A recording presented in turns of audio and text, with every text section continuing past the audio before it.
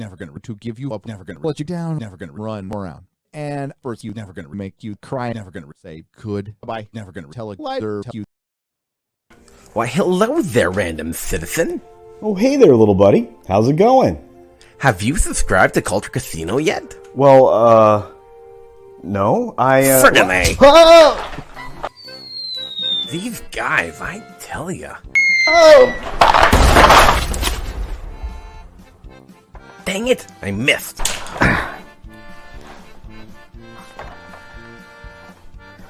Why won't these guys just subscribe already? That hurt.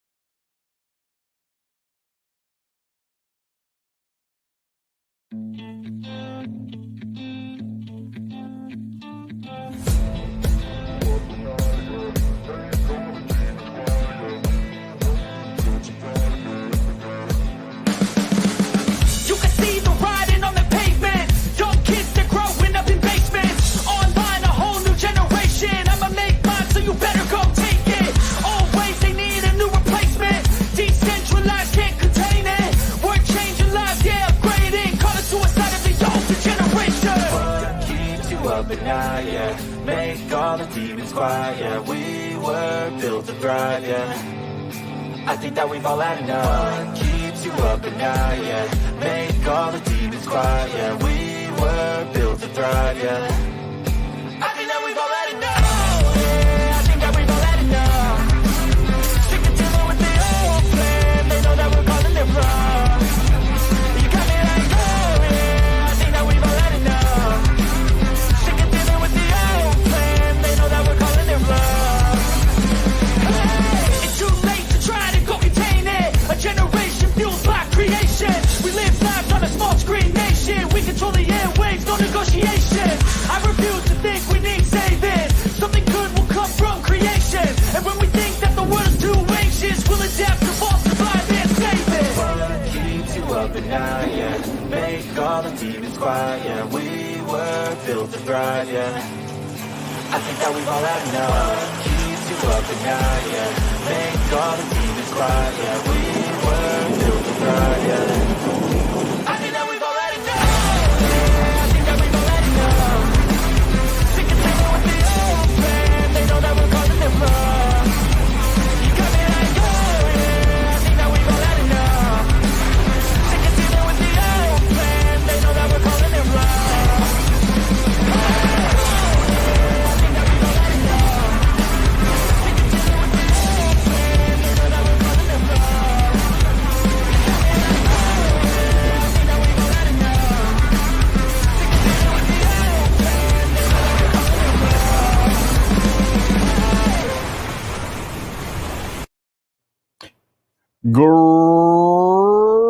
Greetings, everybody. Thanks for being here. Holy cow, my goodness.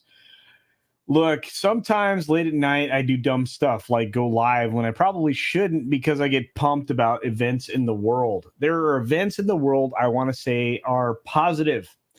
I have been following so many things that have been happening recently that, well, it gives me hope. Hope is really important, but you also have to have a plan. Hope is not a plan. But things in our world right now are, well, there are some positive indications, right? You have, obviously the effects of elections, opportunities around the globe. You have solid rejections of modernity in various different ways. You have things that are happening within, pop culture, right? Because we can look, that's obviously what we focus on a lot, at least in our sphere of existence here on these platforms. But, Black Adam kind of surprised me, which is a good thing. Look, I want to be wrong a lot of the time. And if the critics are wrong, right? If the critics are wrong and something is good, it's hard for me to throw the kind of shade that I did early on, right? I was like, you know what? I expect the shade. I expect to be able to throw shade because the people involved in that particular project were a suspect, including The Rock, who went out there and supported somebody who's very, well, I don't know, us. He was for a very long period of time put somebody in a position of power with an endorsement that I think might have been a mistake on his part. I will give him that. But I will tell you this, if he is out there making high quality films for you and I, if he understands that the idea of escapism is rather important, especially in the global environment we live in right now, well, who am I? Who am I to throw that first stone? Who am I indeed? For those of you out there that are wondering why I'm here, well, sometimes on Moonlight Madness, I get a little crazy. I do stuff that I wouldn't normally do. I talk about things that are outside of the norm, and I usually start out solo. I try to bring in people that I love and appreciate. I invited the Wolf Pack out there, including Biggles, Mex, Jock Nerdy, and of course Lyndon Hall, who are currently in Vegas, that are going to make their way to Orlando, where we're all going to be in a couple of days. But I also reach out to my friends that are beyond those few humans, which I also consider friends, like the folks that aren't going to be able to make it, like would be Tom and many other folks. The boss is here right now because she knows that I am flipping jazzed to just get on it, talk about it, just like bear it all. We have great human beings like Jason Gray out there who you should support. He is he's the Endor Airbnb, which I absolutely love, for $2 Moonlight super chat. Thank you for that, my friend. I can't say enough great things about the people that I get to hang out with on a regular basis, but look, I've seen just incredible things happen in 24 hours. I've watched an expansion of the defense of masculinity. I've watched an expanse of, I don't know, the defense of like fans, like in our group. I've watched a lot of great things. It has been, I don't know. It's been one of those moments where I feel like we're making headway. Do you feel like we're making headway? I do. My buddy, gosh, I got a lot of folks out there that I can't appreciate more in moments like this. We've got obviously Tom's out there in the chat, and he actually he probably understands a lot more than you know. We've had a lot of growth in the last 24 to 48 hours. People understanding that Hollywood has always lied to you. Obviously, films are a lie. They're supposed to do that. You have a bunch of adult pretenders out there trying to give you a show, which is kind of what we do here. But I don't want to lie to you. But they go beyond that. In the 1970s, I'm going to put it this way, there was a person that actually acted upon the instructions of another to go out and portray themselves as a Native American, an Apache Indian, which disturbed me to my very core, because this person has been exposed for what they are, a liar in a way that that really bothers me, right? You can portray yourself in any way that you want to, but one of the people who brought this to light is this man here, one of my best friends in the world. His name is Tom Connors. He's from Midnight's Edge After Dark, Midnight's Edge Archives, Midnight's Edge. Whoa, shit. Bye then. Midnight's Edge Espanol apparently didn't want to talk about any of these things, and he'll be back. Tom will be back. Here he comes. Oh, look here, Eddie's full screen. I hit the wrong button. That's all right. You're fine. And this guy has always been a class act. He's one of those guys who's like, I don't want to bring this out. I don't want to talk about these things. I'm a good dude. But this, what do you call this? The Sacheen Littlefeather Yeah. Damn, Well, that bothers me. we were on I don't remember. It was right after she passed. Right. And she had come up. I don't remember how she came up in the conversation other than that. And Paulie was talking about her, I believe. And I threw in some things here and there just to kind of hedge it a little bit, but he just kept going, and clearly he was passionate about the whole thing, so I just kept my mouth shut. I was like just sitting there thinking, and a part of it was because I didn't have the info in front of me, but I'm like sitting there thinking, didn't they kind of expose her a while back? Yeah. Like it's kind of a fake. And I'm just sitting here going, well, I don't have the facts in front of me. I'm just going to keep my mouth shut. And then this comes to light again, of course. Sadly, a few months after she passed, again, it's being revisited, or however you want to put it. But yeah. Right. And this comes to us from the San Francisco Chronicle, right?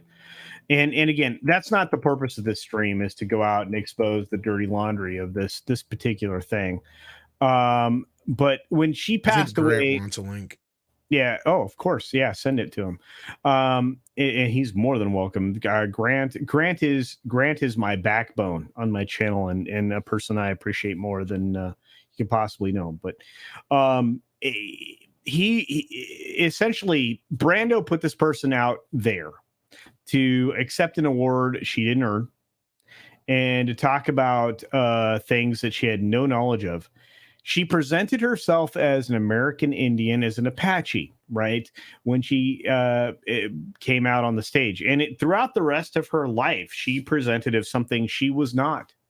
She was of Hispanic descent, in particular Mexican, and had, to her sister's knowledge, mind you, these are two of her sisters, Tom, am I wrong in this? It's two of her sisters. Something like that. Again, I just read part of the article that came out again, and I see Paulie in the chat. I would love to have Paulie in here. Yeah, because again, like I know he felt passionate about it, and yeah, there was a lot of things that she did say in her speech that weren't inaccurate, let's say. Sure. And it doesn't really matter who said them, to be honest with you. No. As far as the rest goes, as far as how she presented herself, she was kind of like, what do you call it, the Amy Dolezal of her time, or whatever you want to call it. Oh no, she is 100% the Dolezal of her time. The problem is that nobody ever challenged her on it, right? It didn't really come into major. Well, it kind of did back then, but like I said, it just kind of faded away. But it didn't come into. Wow, Grant's out and walking. Look at this man in the middle of the outback. What's this daylight shit? Is he in the future? Hello. Yeah, sorry. What's the lottery ticket numbers for tomorrow? Yeah, we still lose either way. Unfortunately, it's pretty windy, so I'm not too sure if you're getting all that wind. Oh no, you're definitely getting blown right now on the stream. I mean, there's a lot of wind. Okay, right now. My man. Yeah, you're Bill Clinton, and the wind is. Yeah. You're definitely You're either Bill Clinton or I don't know. Some of Epstein's clients. But anyway, go ahead, my friend. What do you got? I'm just going for me walk. Normal afternoon walk, and it stopped raining for the first time in 6 days. So I thought I need to catch up on my walk. Wow. But yeah, I really think you were on stream. So how long are you going to be on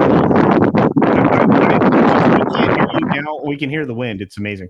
But I want to say this. It was a great pleasure to hang out with you on the first annual Shulky Awards. You, sir, are a man among men, and I can't wait to release the DVD, because that's about the most advanced tech that we actually have here. But we're going to release the DVD with all the cut scenes, which include some of the stuff that Grant did, some of the extra stuff that Tom did, except for the obviously the song that we got claimed for. Thanks, Tom, and all the other stuff that goes on with that. But if you haven't seen the Shulkies over that is on my fault. It's fine. Comics Division's channel. You got to check out that stream. We keep advertising it and promoting it. It's growing by leaps and bounds. A lot of it's because of that guy there and that guy there who worked just crazy hard to promote everything. So thank you, Grant. You're an Australian. So well done. God, how can I get you to Marca? How does that happen? Is it possible? There's these things called planes, but you need to exchange money for goods and services to be able to get on. So I got to work on that. Well, I'm going to send you some more money Yeah. So that you can get your ass over here. Gosh, we got a lot of people here. JT Gunn, who's hanging out with the Las Vegas crew right now. By the way, you know your fellow Australian, Grant says peace out. Grant, you know your fellow Australian, his name's Lyndon Hall. You familiar with that guy? Yeah, he's hanging out with Biggles, Mets, and Jock Nerdy, JT Gunn, all these incredible human beings. They're in Vegas right now, bro. Why aren't you there? Step up your game, bro. Come on. I didn't get the mandatory thing majig that I needed to be able to step on a plane or What's to be able to get my passport renewed. So the Jabby McJab thing. I don't know what that is. So well, I think he was talking about getting. Oh yeah, we don't talk about that on my channel. That's why I didn't. That's why I didn't say anything about it. I was thinking. Yeah, well, no, we don't talk about that either. But mostly, no, it's fine. It's fine. My goodness, we got so many great human beings here. But JT Gunn says it's too loud for them to join, so we won't get the Las Vegas crew, which is sad. I'm sad now. They're making me sad. Kareen is out there sending us money. Thank you, dear. I appreciate it. For $4.99 says, hey, fellas. Well, hey to you, dear. Hello. Thank you for being here. Looks like Society Reviews wants the yeah. Oh, he got too. it. He got it. It's already in play. But look, there's stuff here, and lots of people want to talk. My buddy, this is my buddy right here, Paulie. You are you are one of the three reasons I'm on a late night stream right now. Tell me the truth. Tell me the truth.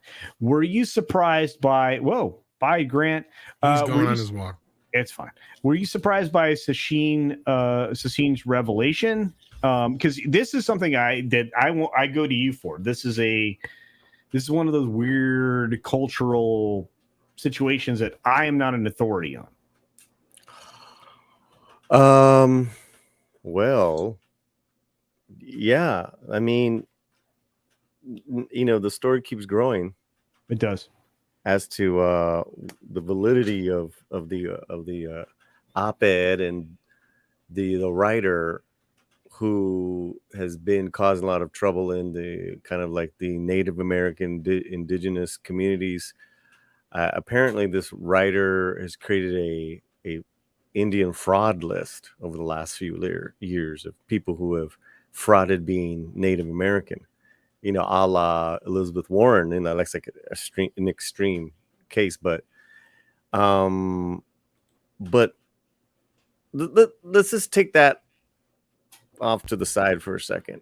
What hit the bone with me is that it's a very real shame as far as Mexicans kind of denying being Mexican and wanted to just kind of either go for the American or Hispanic term, or maybe even claim I'm not Mexican, I'm Spanish, or I'm not Mexican, I am Native American, Latin, anything but Mexican. And I remember that shame in the growing up as a kid on the west side of LA, so you kind of just hid that. It was really weird. So the article kind of hit me hard. It did. It was like, this is because I tracked then. I remember just tracking like my whole tunneling back and finding out who I was as far as like, just ethnic wise. Because at that time as a kid, man, I had no connection or concept that like, the cholos that were going to school there were the same ethnicity as me. I was like, what? But so yeah, I'm not surprised. Just like what 300 Mirrors had said, Lily, when she commented, it's like, are you really surprised? No, it's just, it's just a lot of shame. But that doesn't make any sense. See, okay, so first time on my channel, you're gonna hear some knowledge. And by the way, the Guilt Band for $19.99, dude. What's up, Tom? Thomas, I love you so much, dude. you know, I got to see you soon, man. If you're not going any place, I got to come to Boston, so I'll be there. Because I love Polly, Tom, and culture. Get culture to 10,000. Thank you, my man. Says, saw Black Adam with my Boston family, and we all enjoyed it. I can't wait to see it. You guys, you don't even understand. You awaken something in me to be like, you know what? I'm going to see this film. So thank you for that. Thomas loved seeing Pierce Brosnan. He's awesome. And enjoyed The Rock as Black Adam. Overall fun movie, and that's what we need. Popcorn films. Thank you for that, Kilt, man. I appreciate you, brother. I really do. You have no idea. But look, I'm going to reveal something on this channel I've never talked about. Do you know who my first kiss was? It was a Hispanic descent young lady. Her name was Veronica. Her last name is Valencia. It was in 4th grade. That was my first kiss. I remember it very much. That makes no sense at all to reveal, except for the fact that it talks about the fact that she wasn't ashamed of that. I wasn't ashamed of that. It bothers me that there's any shame attached to anybody's culture, I guess, is the whole point of that story. I hate it. I hate that you're afraid to be the human being that you are. I hate that we're separated by cultural differences, from where we're born, from all these other things. And yet people are using it as a sort of an armor, a shield, whatever it is. And they've been doing it for a very long time. Mm-hmm. It bothers me that we can't talk about being human beings. Every single person on this planet that exists right now, as far as I know, outside of, like Elvis and a few other, definitely aliens, according to Men in Black, we're all human beings. Thank you. Yeah. Pinch Tom. Thanks, Mr. Myers. But you understand my point, right? And so it bothers me that people will trade on a culture. And she did that in 73, right? It was 1973 when she accepted the award for Brando. Am I wrong? I think I have my dates right. Yeah, but even before then, she was didn't she already do Playboy? Didn't she already try to hang out with Coppola? I mean, she was trying to be an actor. Yeah, it just maybe so, but that bothers me. That definitely bothers you. I know it bothers you. Yeah, I mean, people are saying in the chat, it's like, I don't understand the shame, racism, man-made. Look, it comes from a time where being Mexican was not a fucking good thing. Excuse my language, but it just wasn't, and you were crapped on. I mean, why is that so hard to understand, people? It's not a hard concept. People shitting on another group of people for the way they look, for their accent, for their color of skin. That shit happened. Right. Okay. I mean, why is that so hard to understand? I heard so a lot of people and a lot of parents did this. A lot of Mexican parents did this. They stopped speaking to their kids in Spanish. Because they didn't want any trouble for their kids. They just it was also a cultural thing, right? I mean, let's be honest. I mean, generationally, everybody wanted to adapt, right? That's what the whole melting pot concept was about, right? We're going to be American, right? And so you're going to speak English, but doesn't mean you can't speak Spanish. Doesn't mean you can't speak German. Doesn't mean you can't speak Dutch. Because I mean, I'm actually like the definition of multicultural. I'm like Heinz 57. So like, if I kept up with all my languages, I'd speak like a shitload of them, and I don't do that. Yeah. But it's just look, I wanted to learn Spanish for a lot of different reasons, right? You and I obviously, Paulie and I grew up in the West, right? Mm-hmm. And so Spanish is like a language you need to actually get and understand and be able to speak to some extent to be successful in life, because we have such a diverse population in the desert Southwest. So it's like, but at the same time, everybody should be expected to speak, I don't know, in Star Wars, Star Trek, whatever, common. Why is Tom trying to kill us with a phaser? I don't understand what's happening. He's probably just not not comfortable talking about this, so he's Oh. you know trying to like make us feel good, and you know, let's talk about toys and lasers, and I'm with all right, that. Tom. I apologize, Tom. I apologize. Yeah, at least you're not. At least Tom's not sporting a headdress right now to be inclusive. Shit. You know? I did have one on a minute ago, but I guess it was Jason. Wow. All right. Okay. All right. Yeah, man. You know, and so like, so I'm trying to figure out like the video angle that I want to do. Like, Yeah, I don't know either. You're gonna help me do this, by the way, because Yeah. I have no. I all I can do is vent my spleen about how upset I am about the fact that this doesn't happen just today, because it happens every day. I mean, let's just be honest. Yeah. Like, you can talk about Elizabeth Warren and stuff that's more recent, but it's happening daily. People misportraying themselves as whatever. But this happened in 73, man.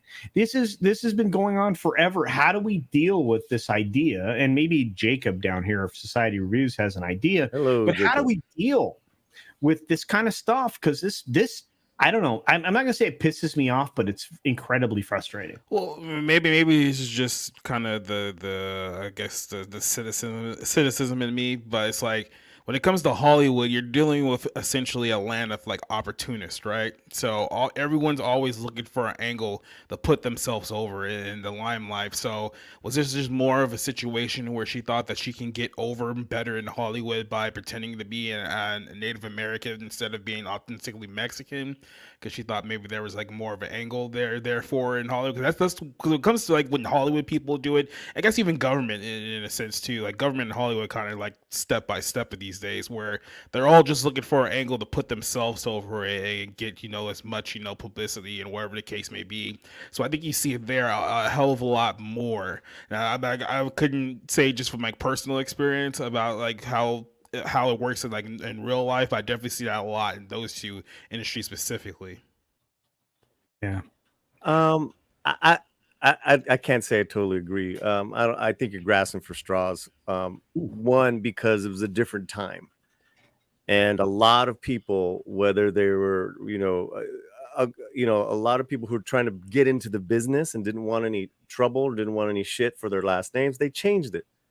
Martin Sheen changed his name. Yeah, a lot of that shit happened. I think that's what she was trying to go after, Jacob. Right? Plus, trying to be, wanting to be a star, all that. Because we had a situation with an actress not too long ago. If you remember, Agents of S.H.I.E.L.D., Chloe Bennett had a thing a couple years ago where obviously she changed her last name. I think it was like Chloe Chang was like her original name, but obviously she changed it to Chloe Bennett because she thought that it would be easier for her as an actress to go by the name Bennett and to portray her like, because she's like half Chinese, so she thought that it was easier for her to do that. Then she came out like years later and said, no, I want to come out as Chang again. And then she went back to Bennett, so it was like this whole thing. But yeah, like I said, in Hollywood you just see this a lot with people. Still happens. You are right. You are right, because even the homegirl who's going to play the National Treasure, she had a different last name. Now she's a Rodriguez or something. She's embraced her Mexican American thing. But I don't know, man. This one's really weird too, because it's weird. Because now it's like they're going after the writer, and I was told, hey, watch before you kind of like exalt this writer and this, and because this and that, and there's a big time cartoonist who was pretty left, where he had shared it, and then people were telling him about it, and he was like, well, whether it's an op-ed or not, it went through the San Francisco Chronicle, it goes through an editor, so I'm waiting to hear from the San Francisco Chronicle, right? And I think that's a good point. Yeah, it is, but at the same time, I mean, people were doing their research. And again, I mean, these are family members. So I don't want to call into question what they're describing. If there's, first of all, I would anticipate that my siblings wouldn't try to, yeah, but you can't put anything past petty family bullshit too. Yeah. That's the other thing. Sure, but I mean, is that petty family bullshit? If they're talking about being Hispanic of Mexican descent, Well, that's just it. You're I get saying it. they're I not mean, I'm familiar? just giving her the benefit of the doubt as much as possible. I can't do that, dude. And again, Well, I that's mean- the other part that sucks about this whole thing is that they waited until like 3 weeks after she died to come up with this side of the almost story. a So month, it's like, right? It's almost Well, like a I said, month. this isn't new news. This was something that was revisited as far as I was concerned, because I could have swore back Oh no, after, I think you're right, Tom. I think this was Yeah. something from 15, 20 years ago, but it yeah, doesn't. more than that actually. But Well, yeah, sure. But it's funny because I actually shot this over to my dad, and Oh, he's really? like, oh What did yeah, you say? he's like, oh yeah, I think I remember that. He's like, yeah, but yeah. he's like, why is it back now? That was his response. It's like, why is Yeah. it back now? Well, I'm maybe like, because well, she passed away, dude. passed away, and the sisters. Yeah, You know, the and sisters. he didn't even know. you He didn't know, even know. Yeah, it's Well, like, and at you the know, time it come up, She you know, talked shit Pauly, about her dad. That wasn't true about her dad. I mean, yeah. that Well, was like, dude, and that I didn't tell my dad that because he would have flipped out. Because Well- you know how it is with actually, Paulie, you know how it is with fathers, man. well, You just, and another part of this pushback is, as far as there's questioning her as a journalist, this Keeler. Right. Then there's questioning the actual sisters, saying because they're conservative and voted for Trump, like Right. that, they're starting to go after the sisters. Well, they can't be trusted, obviously, because they voted for Trump. It's like, what? wait a minute. So wait, whoa, they went political with it. The people's if you just spend a minute kind of digging into the comments on Twitter as far as Keeler Sorry. and Wait. then questioning the sisters, then there's comments saying, well, they're conservative and they voted for Trump and not to be trusted. All like that started going into the comments. I'm like, damn, this is just getting like the onion is peeling, dog, off this shit. But the problem is, so if we're gonna call into question everybody's votes, right? It is part of like a narrative going. See, this is the problem with making everything political, and this is kind of the neo-Marxist ideology that's like rearing its ugly head. Yeah. That's what you do with that, right? It's like you have to turn everything back into political. You can't like just take things and facts and information at face value. You have to look for the political ideology of everybody.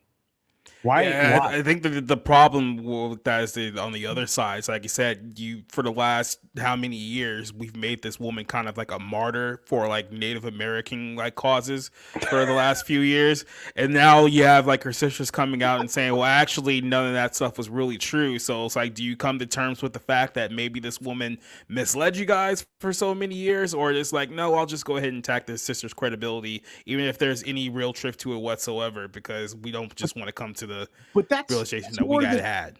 Yeah, but Jacob, that's more than a little bit bothersome, right? I mean, for somebody like me, I'm like going, okay, wait a minute, all right.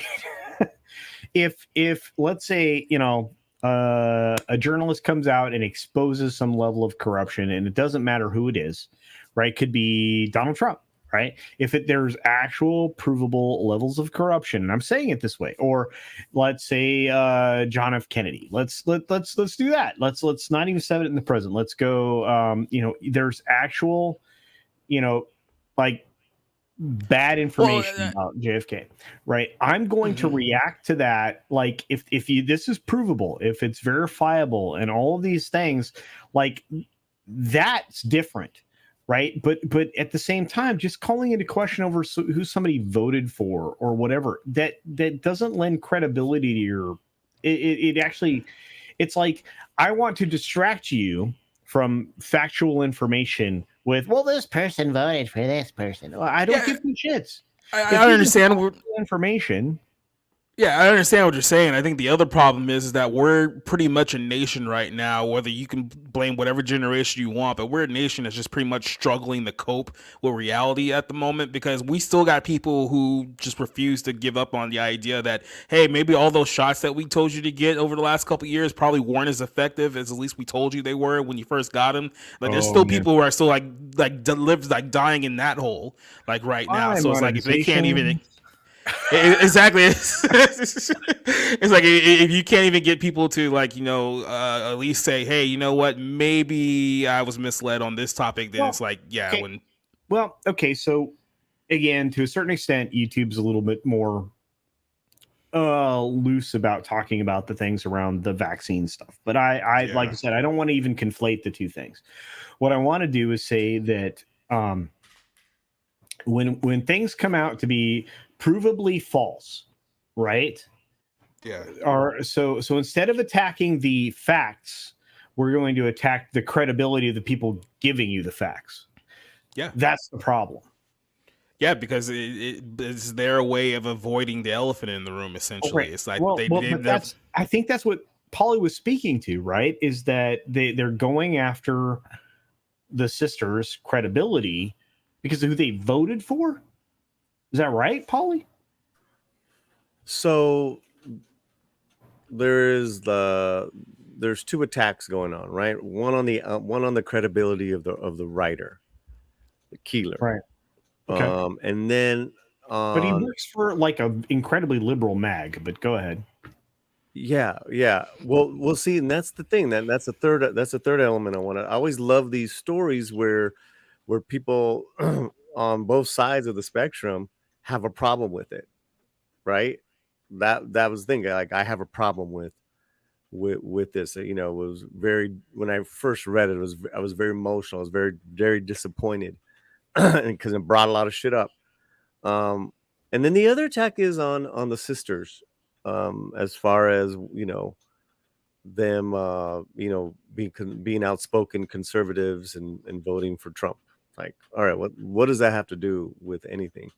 But in particular with their sister, their relationship with the sisters and the father, where they grew up, where the family lineage comes from. So the research is there now. That was my other question, just real quick. It's like, wouldn't a simple DNA test kind of like disprove approve a lot of one way or another? You would think, right? Well, the article is like, the op-ed, excuse me, seems that this journalist did her work. Yeah. So, and I go, are the sisters misquoted? Right. Are and so, they were led to believe that Keeler, approached them or they approached the writer. It's like, what does it matter? They got facts. This is from the sisters. So it's really strange, man. But, the story has been wider than that now, right, Paulie? I mean, this is like, of course, this is the Yahoo version that I'm going to pull up, but this is the Yahoo version of the People. Oh wow! Magazine version of the story, right? So People picked this up. This is not new. This came out this afternoon. So this is what do they call it? When you re-grab it from the original source? Yeah, I don't know. Inception. I don't know, but this is basically from the San Francisco. But people grabbed this story and ran with it, right? Yeah. And it's like, look, Sacheen Littlefeather's sisters claim she lied about native ancestry. She lived in a fantasy, right? Yeah. And I grabbed this on purpose, right, instead of the SF Chronicle. Good, right? Because I'm like, okay, People's running with this, and they're not the only one. There are many other sites that are running with this story as credible. And that's because they did their research and they trust the editor of the Chronicle that this is not fake. It lends, this is this weird thing that bothers me, but it lends credibility. Oh man, it's all over. You're right. Rolling Stone, Deadline, Insider, Variety, Hollywood Reporter, Entertainment Weekly. Well, yeah, because Hollywood just apologized to her. Yeah, they did widely in Deadline specific. Deadline ran that exclusive, right? Then that's kind of what I was trying to say when we were having this conversation, Paulie. I just backed off because what your point was, and I wasn't going to add to any of that or take, like, there's no sense in me to even bring you this shit into it. Like, because the point is what you were saying was her words, what she said on that stage were accurate. Yeah, for the they most weren't part. wrong. Just because she is disingenuous doesn't mean her words are. And at that point, there was no sense, especially I think it was right after her death and whatnot, that like at that point, there's no sense in me saying shit. It was pointless. But as far as the Academy, that's why I said it's too little too late now.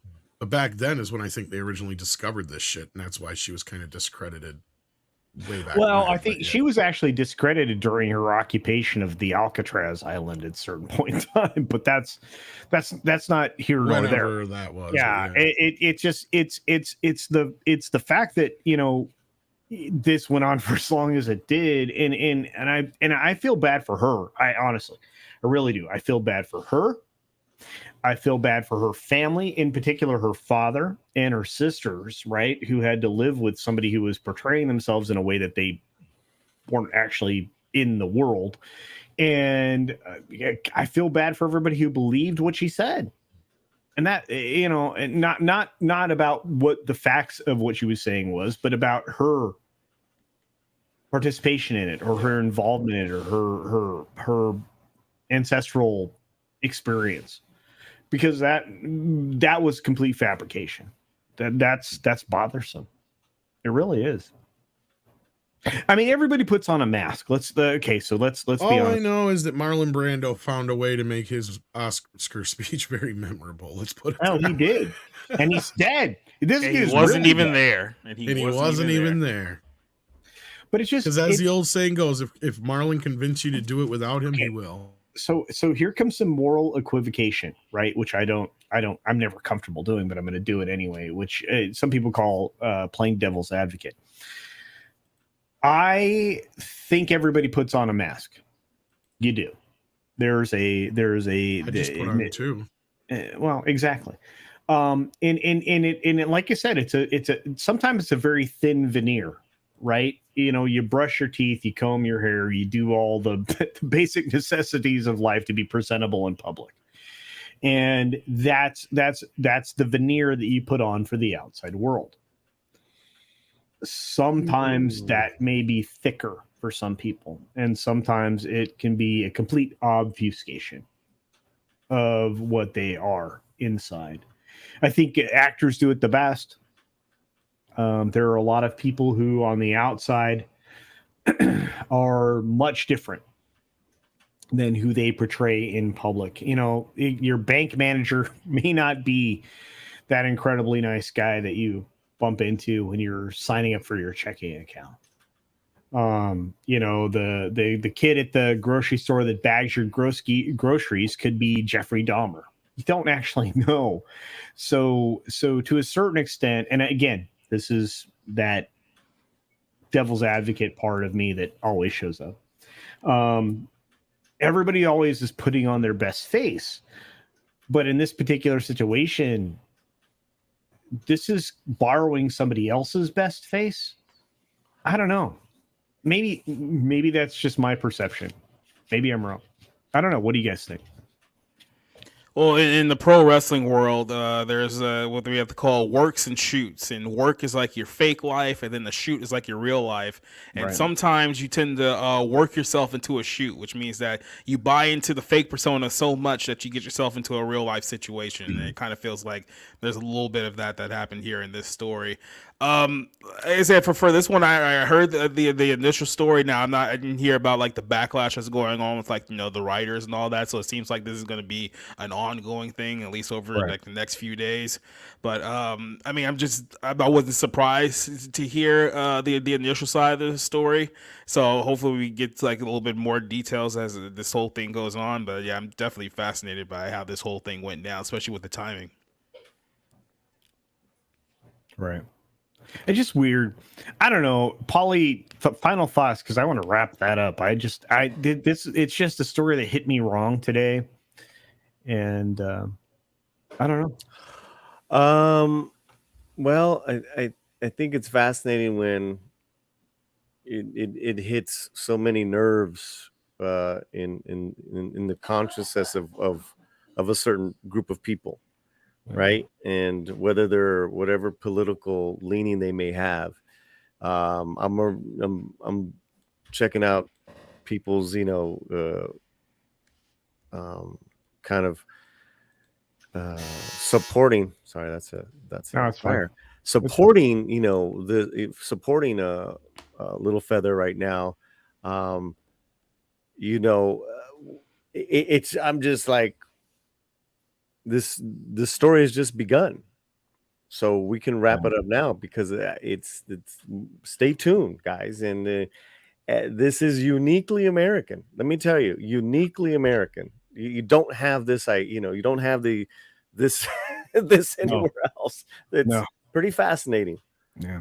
Well, and that's also speaks to the fact that a lot of other nations and nation states in the globe are very monoculture. They're xenofixed. That's what I'm going to say. Yeah, it's a little hard to get away with this in like South Korea or something like that. Yeah, or Japan or in other countries. But no, you're 100% right, Paulie. And I appreciate, like I said, that's why I'm so glad you're here, because this was one I know got near you. And it got near me too, because I got pissed, which I don't get pissed a lot, but that got me pissed today or yesterday, actually.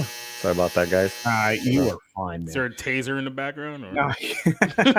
He is near. He's loud. That's my loud dryer. Yeah. It's one of the reasons why I located the studio on the complete opposite side of the house. Yeah.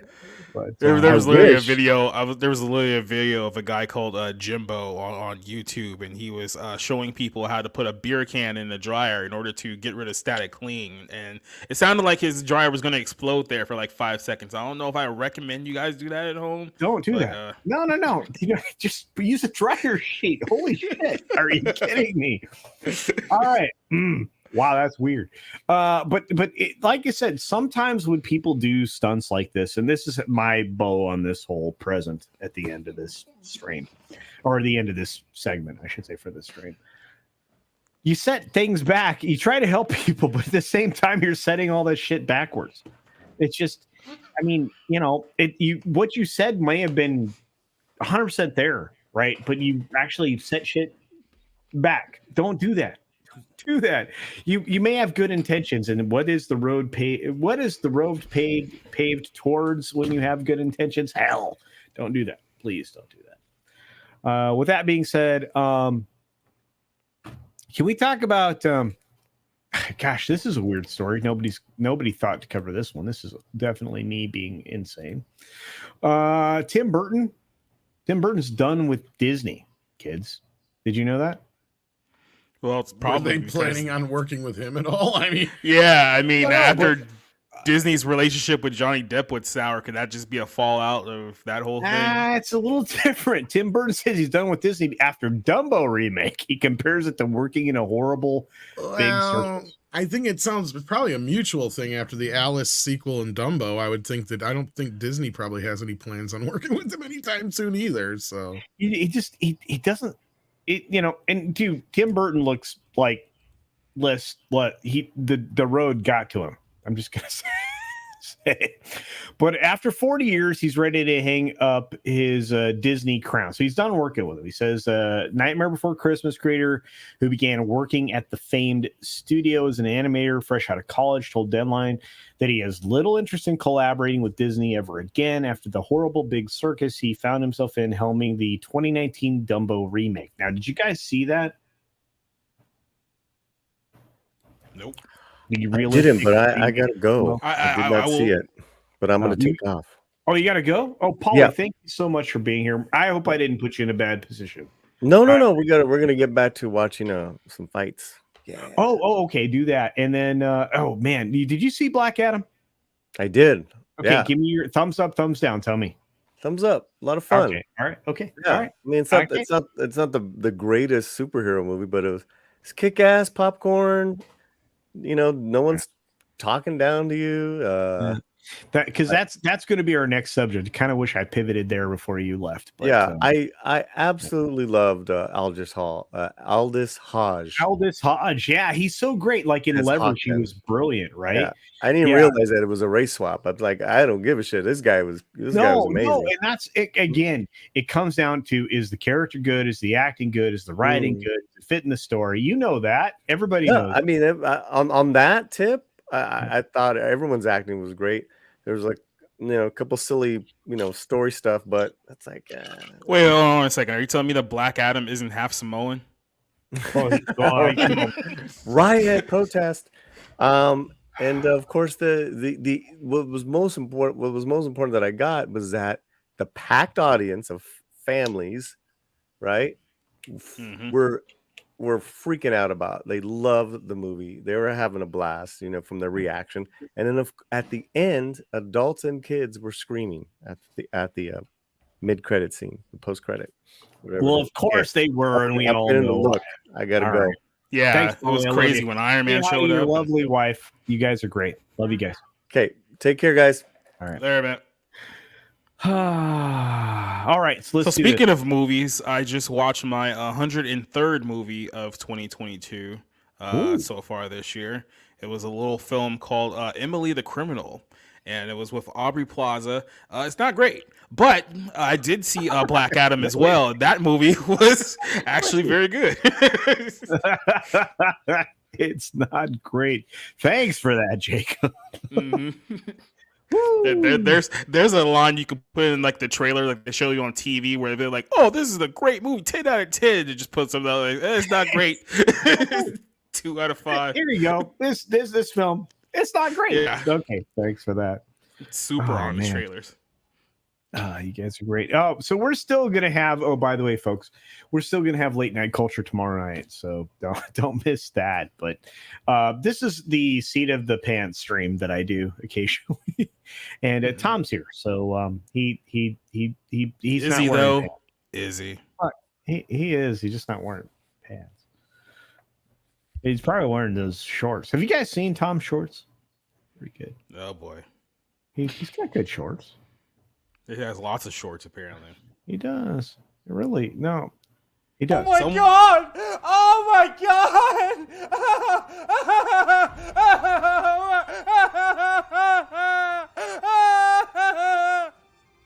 Fucking stupid! Oh, well, thanks for that, Rhino. Look, That I guy got must have just saw Thor. well, I don't know, but I or something Star Wars related. But Loki's Mornings of Mischief, my buddy Loki. I love you, dude. I hope you're having a good time in Texas here in the next few days. He said, "Skull from Valhalla. Don't stay up too late, you crazy kids. I wish I could be with you in the next few days. Give Mikey a big hug from me, and understand that if I could be there right now, I would be. But I'm going to Orlando. That's right, folks. Starting Tuesday evening, I will be broadcasting from Orlando, Florida. Which Hey, I'll be there too, except for I won't be there till Friday. I'll be there. Okay. Sorry. Anyway, so all right, nobody cares about Tim Burton quitting Disney. All right, fine. It was fun while it lasted. Yeah. Let's talk a film that I know you've seen, my friend. And thank you again, Loki, for your super chat. I've seen a lot of films in the last few weeks. They haven't been good. But here's the thing, right? Here's the thing. You want to do the thing? Here's the thing. The thing is this. Box office. Black Adam heads for a solid 60 million. Do you think it's going to be higher than this?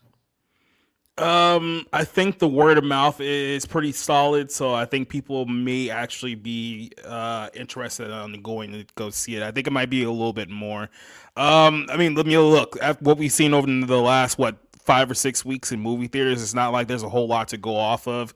I think I heard this story later today. I didn't confirm it, but I heard that Halloween Ends fell like 88% in its second weekend. It was just a horrible drop off. And that's actually a good point. Tom. I think Tom might have stepped out for a sec. Yeah. Tom. Yes. Tom. Yes. Did you hear that Halloween fell off like a stone? Not surprised. There's actually a petition to have it redone. That is not I'm not even kidding. No, I believe you. But here's the problem with that. Why just remake the last one when the entire trilogy was bad? To be honest, they should have just tacked this ending onto the last one, and that would have been it. It'd have been fine. I think most people wouldn't have. But then how were you going to get the love story between Allison and Corey? Who cares? Yeah, Doug, they that's the 90 minutes he said didn't need to exist. Right? Is this other story with these other kills by this other thing? Yeah. Right. And I'm not going to go into this. I'm not going to spoil it. First of all, I will. No, we're in Sam Hain, right? We're in the. There's nothing really to spoil culture. I mean, everybody knew it was going to be the final showdown between we're Jamie in and Michael, but right. But we're in the month of reaping. We're in the month of harvest. You know, that's Halloween. This is what we do, right? And then we're supposed to get this great film, you know, and we did not. And we did not. Well, here's a non-spoiler review. If you want to see Michael Myers kill as many people as he possibly can, just show up to the last 20 minutes of the movie. Well, there you go. And Snowdub says, this is for the Black Adam film, by the way. Snow Kid wants to see it, so we may go tomorrow. I have to see this film because I want to be able to speak. I was going to try today, and then I didn't get a chance. Yeah, things. What do you call it when they work together? They conspired against me to prevent me from doing things. Everybody's shitting on Halloween Ends, but I will say I enjoyed Michael Myers' cameo a lot. I thought it was very well done. Well, just put it this way: as bad as Halloween Ends was, it's still the best movie I have seen in the last 5 weeks, and that's saying something. Because what we had before that, we had Bros, Don't Worry, Darling, The Woman King, and there's another one that I probably already forgot about. It was so bad. So as bad as that movie is, it's still better than the other 3 movies I just. mentioned. Did you mention Bros, which is singularly the worst thing ever? Is it? Yeah. Well, what's up with this Variety article trying to pretend that Bros is some great movie? It isn't. Did you guys see this? It was some Variety article that was like all. There is a lot of convoluted bologna sausage out there. Like all flops aren't necessarily bad movies or some shit like that. And there's a truckload of newer films mixed in with some classic films that are like obvious choices that it's like, you're really just doing this to push your agenda through.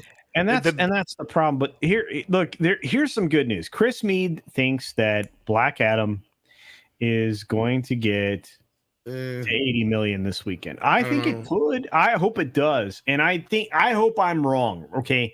I hope this film has legs all day long. I hope this thing runs out for 2 or 3 months. I hope this thing closes Christmas. I hope this thing makes Black Panther and Avatar sad. That's how much I want this film to succeed.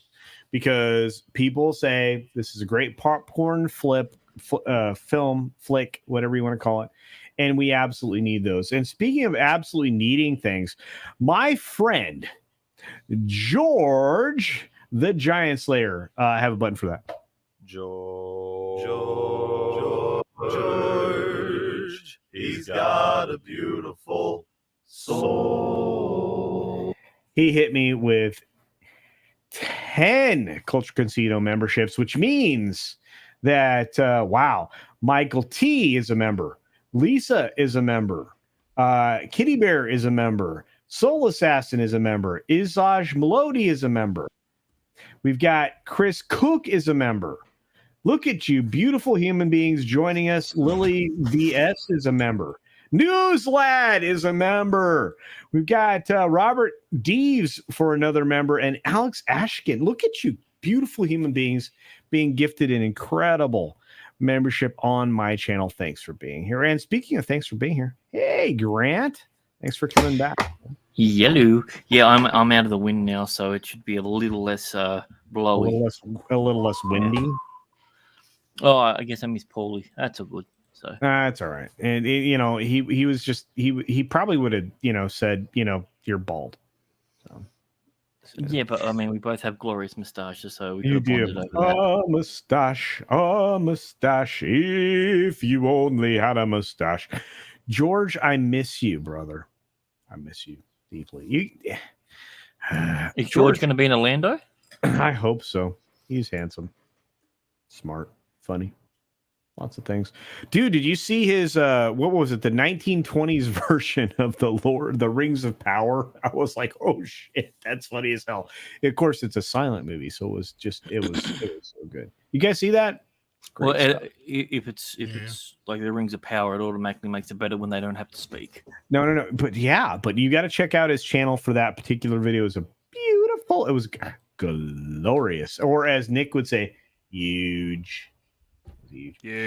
71 of you folks in the chat. I thanks for being here, everybody. We got a late night culture stream coming up tomorrow night, and we'll get into some other subjects in this stuff too. But I want to revisit this because I will do this. I'm one of those weird people, right? I will admit when I was wrong. I was wrong about this film, and I'm glad I was. That's all I have to say about it. And I'll put this over too. Ticket to Paradise, the George Clooney movie. Saw that one this weekend too. Not bad. So Really? we got a weekend here where we actually had 2 pretty solid movies. So Now remember, the Ticket to Paradise has been internationally released for a long period of time. yeah. Because I saw that it already has like $85 million at the box office. I was like, okay, I know for a fact this movie did not make $85 million this weekend, but no, it's been out for like about 3 weeks overseas already. So, yeah, but I do know this. Our good friend, your Muslim uncle, for $1.99 says, for your kindness, entertainment, and laughs culture. No, thank you. Yes, indeed. Assalamu alaikum, my friend. Yeah. I absolutely wish you peace, and I can't imagine. Gosh, I'm going to be in everybody's presence at some point in time, and if you don't take the opportunity to give me a hug, I will be disappointed. You guys don't even know. You all mean the world to me, and in person. In person those are the moments that I treasure. So when I get to Orlando, if you're there, do not be afraid to come up and talk to me, because you know what? I'm just culture, honestly.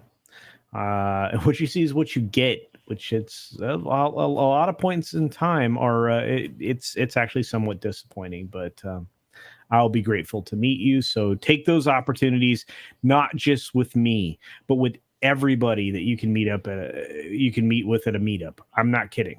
Everybody that you're going to meet, at least all the people I've met so far, have been real, which would include Jacob, who is more handsome than you think, by the way. So anyway. Oh yeah. George wants to know how much longer you're going to be on for. George, several hours. No. Let's see. It is. Ooh, it's getting late. Until the morning football game start. Yeah, that's true. Yeah, I don't want to go tell football. I don't know. At least a half an hour. I got more stuff to talk about than some uncomfortable stuff to talk about. More Ezra Miller?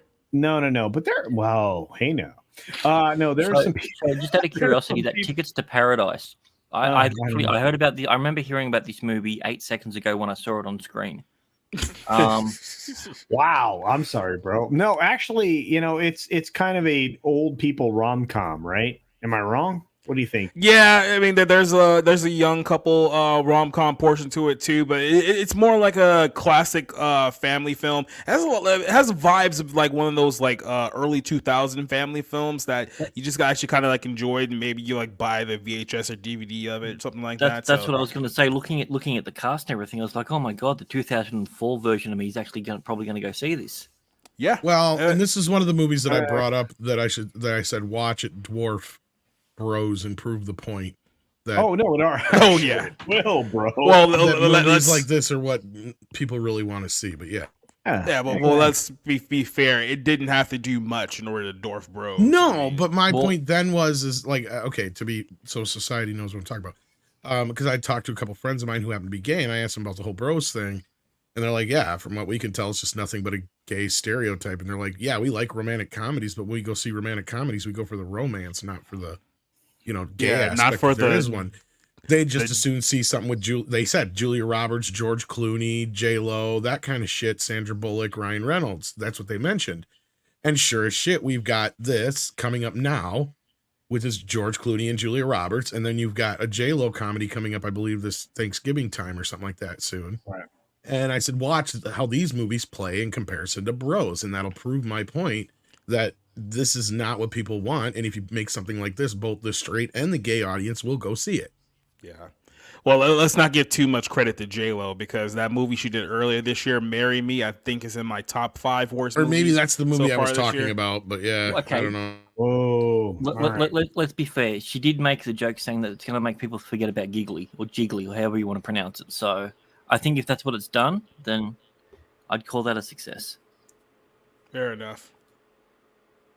Oh, real quick, let me put over a couple other movies that I'm not sure if it's still out in theaters in your area, but two movies that I saw are very, very good and are my top 10 best movies that I've seen so far this year. One is Pearl. If you guys haven't seen the film Pearl yet, definitely go check that one out.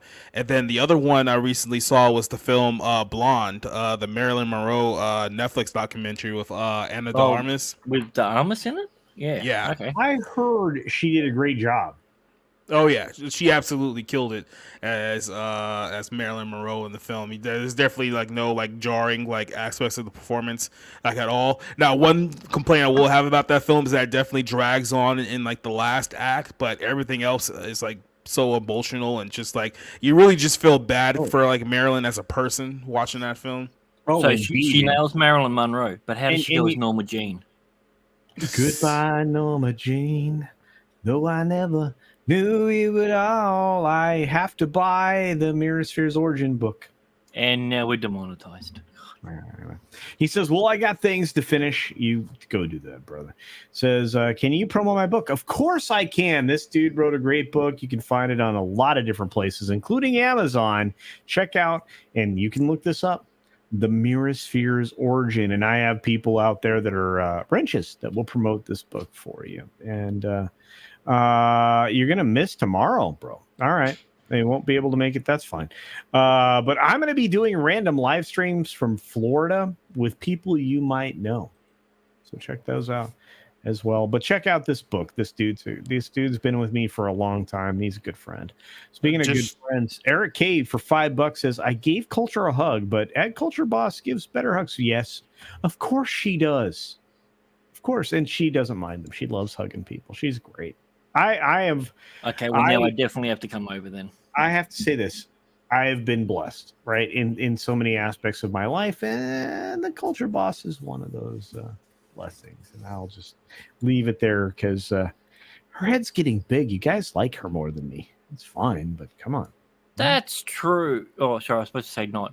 That's true. Oh, damn it. Sorry, Tourette's. It's true though, and I like her better than me too. Oh, I want to answer George's question just real quick. He said, is there nudity in it? I have to answer that by saying it's an NC-17 film, so you can draw your own conclusions. Oh, side boob. Nice. Yeah, I'm going to say this. Michael T says, I'm probably late to the show on this. No, you're good, bro. He says, Tartakovsky's Primal, yes, on HBO is stellar. Yes, do check that out. A lot of people are just loving that. Grant, have you seen it? Not all of it. I've bits and pieces, unfortunately. Like I've been trying to catch up to Jacob and watch some movies and everything. But the problem is everything that I've seen, like the best movie I've seen in the last 2 years is probably Father.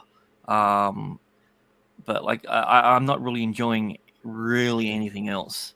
Ask Jacob, what's the best film that you've seen in the last 18 months, 2 years?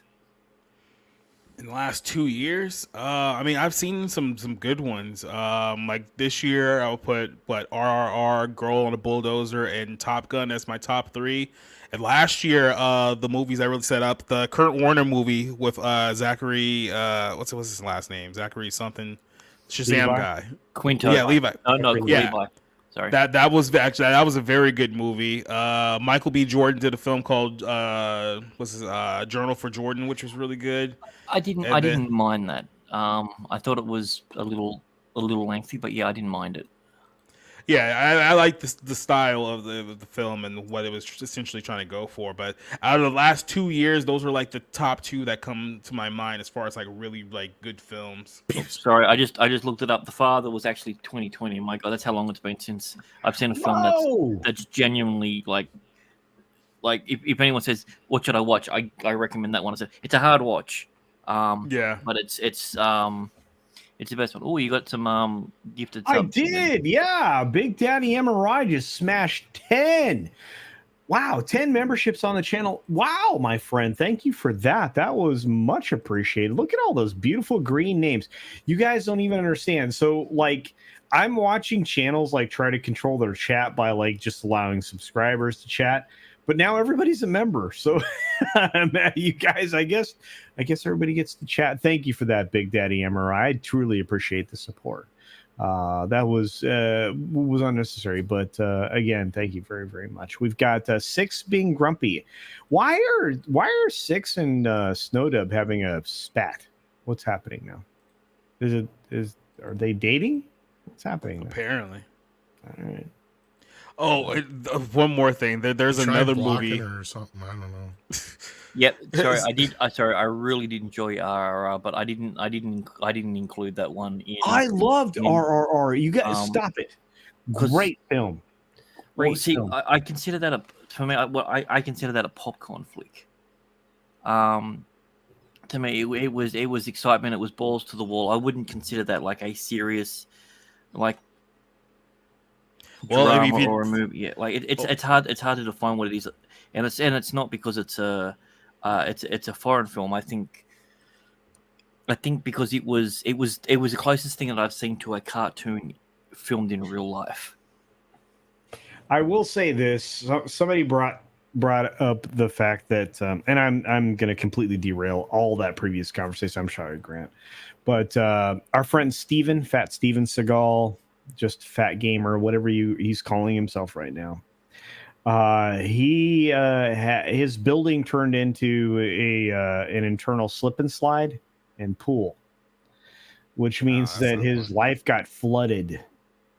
So if you can figure a way to help him out, please do. Nobody deserves that. Nobody deserves to have it rain inside their property. Yeah, damn.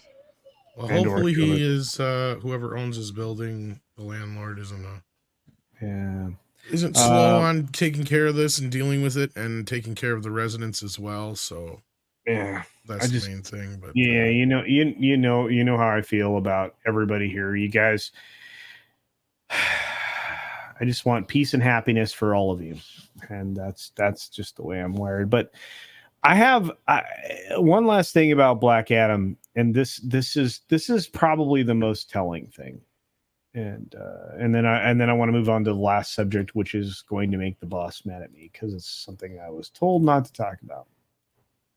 She-Hulk. No, goodness no. She and I have a long conversation coming up about that on the channel. You guys will be privy to that. But I know it's hard to read, but the critics didn't like Black Adam to the tune of 41%, but the audience did to the tune of 90%. This tells me it's a fun movie. Yeah, you know that the critics tend to let's just say review the Warner Brothers films with a lot harsher tone than they do with anything that Disney produces over the last few years. So when I saw, really? 40%, why is that? I don't know. Maybe it has something to do with access. Maybe it has something to do with Disneyland, something around that. Well, the world will never know, as they used to say. But yeah. So when I saw that initially, I was like, I want to actually wait to hear what the audiences have to say about this, because pretty much that's been the story with almost every DCEU film. Like the critics come out and they immediately hate it and taste terrible. Then the audience says like, oh no, I actually really enjoyed this. So. Did you see that someone was posting pictures of some of the critics on Rotten Tomatoes for this one, saying The Rock's it's a dribble, it's just an action with no peace, blah blah, it's boring. And then they looked at one of their older tweets for him when he did Rampage, basically saying the exact same thing but giving it a positive review, basically saying it's balls to there's no story to it, but it's fun. I'm gonna give it 4.5 out of 5, where the same critic would say basically the exact same thing but give it like a 1 out of 5. Yeah. Keep in mind, Thor: Love and Thunder is currently sitting at 65% at Rotten Tomatoes, which is hasn't moved. It hasn't. It's stupid. Yeah, and Soul Assassin, you're right. What happened to Fat Steven's awful. Six says at this point he's not asking for help yet. He has to assess damages and what is paid for by insurance. That's true. But there's a lot of stuff that happens when you're involved in a disaster like that. Like you can't cook. There's a lot of other things that go on there. Yeah. So I'm sure he will appreciate any. Well, that's why I said hopefully his landlord is doing right by the people. I really hope so, because he doesn't deserve that. But well, yeah, he needs to be able to cook, because if he can't cook, he can't eat. And then we're just gonna have to call him Steven. That's just not gonna work. Yeah, yeah. Well, floating Steven. Speaking of Fat Steven Seagal, the real one, was actually at the UFC fight earlier tonight. Was he really? Yep. Yeah. Did you watch the fight? What did you think? Yeah, I watched it. Of course, I did. I watched every single mixed martial arts fight that happens. You know that. I heard he ate 3 fighters. Oh man, only 3? Yeah, but one of them was Hezbollah, and he's only like 20 kilos, so it doesn't. Slow really night. Yeah. Okay, this is the problem. I figured it out. There hasn't been a positive response to all of the nudie pics that Six sent to Jolly. So that's what it is. All right, I figured it out. I feel better now. All right, let's talk about something important, because this is the whole reason that I went live tonight, and it had nothing to do with any of this pop culture stuff outside of, course, the Marlon Brando, Sacheen Littlefeather stuff, right? Because that pissed me off earlier today, and that's Tom's fault. Well, and Tom and Polly's fault. It's your guys' fault. Okay. Oh, why? What happened? My friends pissed me off with that. That really frustrated me. But no, this is the thing. Wait a minute. Snowdub sent Fats a life jacket. Okay, that's helpful. Should have sent him a blow-up bed, floating device, and he'd have somewhere to sleep. Hey, isn't that a water bed when you're on a? No, it's only when it's filled with water. Oh, if it wasn't one before. See, we're making fun. So, but I want Steven to be okay. I want everybody to be okay. I'm weird like that. All right. Whoo, you guys ready for politics? Oh boy. Oh, politics. Cool, definitely. I don't do this on my channel. Come on, you ready? Brain damage. Here we go. Brain damage. So and the stream's been banned. It did actually just now. So apparently, and this is from MSN YouTube, Mama Susan, MSN. Okay, dude, that's the Mama Susan network. She's got to like it. That's right. That's right. Swedish government threw out the mad greenies, folks. That sounds bad, right? It does. So apparently, according to Sky News host Rowan Dean, says the Swedish government basically threw out all the mad greenies and is reintroducing non-renewable forms of energy. They're completely overturning everything to do with the net zero climate policy. Mr. Dean described the decision as fantastic news. I'm not saying this. MSN is saying this, not me. So essentially what's happening here is that they're choosing not to die during the winter. Is that what I'm hearing? Well, what it says is, and I'm using this is in quotes, Mama Susan. You use your fingers so she knows. Quotes, Mama Susan. They know in Sweden how cold it can get in winter. It does get cold in winter. And you got to trust them, because they're the lead when it comes to, renewable they energy invented and efficient, winter. And efficient energies. Like, they know this. So if they're saying it, then it must be true. Yeah, and the Dutch invented wooden shoes, but I'm going to keep going. So winter. How dare you? They know in Sweden how cold it can get in winter, and they know in Sweden that you've got to have your heating, and you've got to have your eating, and you've got to have your cooking.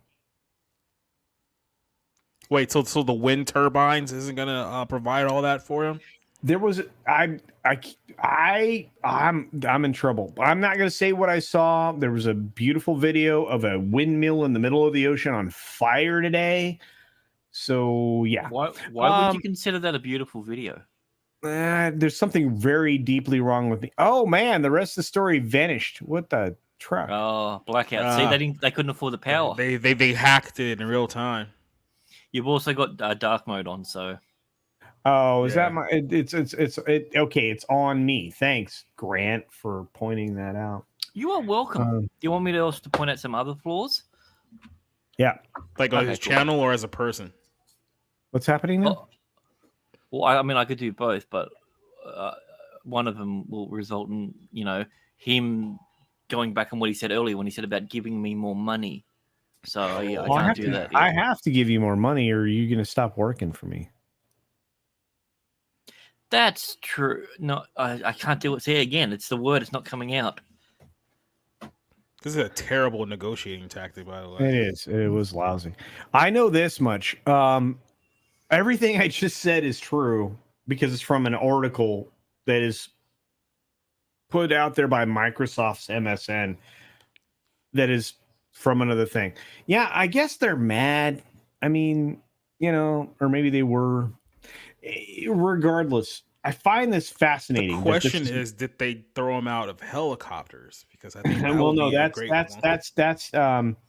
actually you can't say Pinochet. mad greenies anymore. It's upset blue and yellow people. So yeah. Look, the point is this: you can't let your population freeze to death. It doesn't. They might be mad about that. Well, I mean, you're not a leader. You don't know that. Okay. It might work for them. No. I mean, it depends on if you're part of an agenda that's trying to rapidly remove a number of people off the planet as quickly as possible. That's okay. All right. And there might be an agenda associated with all of those things. That is not the article that we covered. And I'm not going to speak to that, but I'm going to speak to this. Hannibal Smith saying, by the way, great. By the way, A-Team was awesome. MSN truthful, LOL. No. All they did was they republished an article from Sky News Australia, right? So all of these things are true. They saw it. They found it necessary to repost this as news. This protects me because I didn't say anything. Okay, I didn't say anything. But I know this, that people don't want to die. That should be a great commercial just for like anti green. Yes. Yeah. Hey, you know what? I'm gonna take the controversial stand that people don't want to die. Yeah. It's like, look, I would totally support banning coal and all kind of electrical, but I don't want to die, so I just don't think that's a good idea. Look, as long as I get agreement from everybody on this stream, everybody raise your hand. I don't want to die.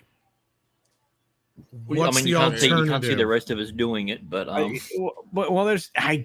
don't think there's a lot of people I just signing want up to make for sure that. that I'm not missing out on an alternative option. Look at all you neo-fascist Nazis out there. Don't want to die. I guess that's the new Tucker Carlson talking point for you guys, huh? You know who else didn't want to die? Stalin. Jesus. Now I'm thinking of the blue meanies from the Yellow Submarine. Yes. Glove. Yeah, I loved Glove. Us blue meanies only take no for an answer. No, your blueness. I just want to be warm and cook food. Oh, you must be Hitler. Makes sense. Because you know what? He liked that as well. You know what? I bet they also like dogs as well. Yeah. All right. So there's always going to be a question about whether certain things make money. I'm going to stick to the number that I know is closest to the actual truth, which is 2.8. So if something costs $250 million, it needs to make 2.8 in multiple to actually achieve profitability at break even, most likely. Sometimes that's not true.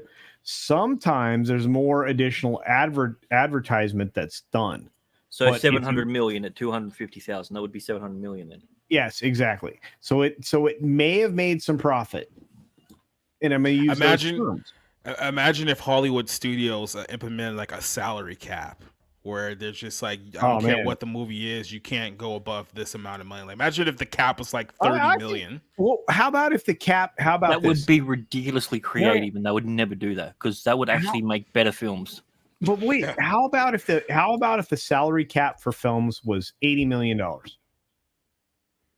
I mean, even that will be hard for some studios to pull off because they're just so used to bloating up their budgets with their borderline money laundry cash. Like we've got a film with Robert Downey Jr.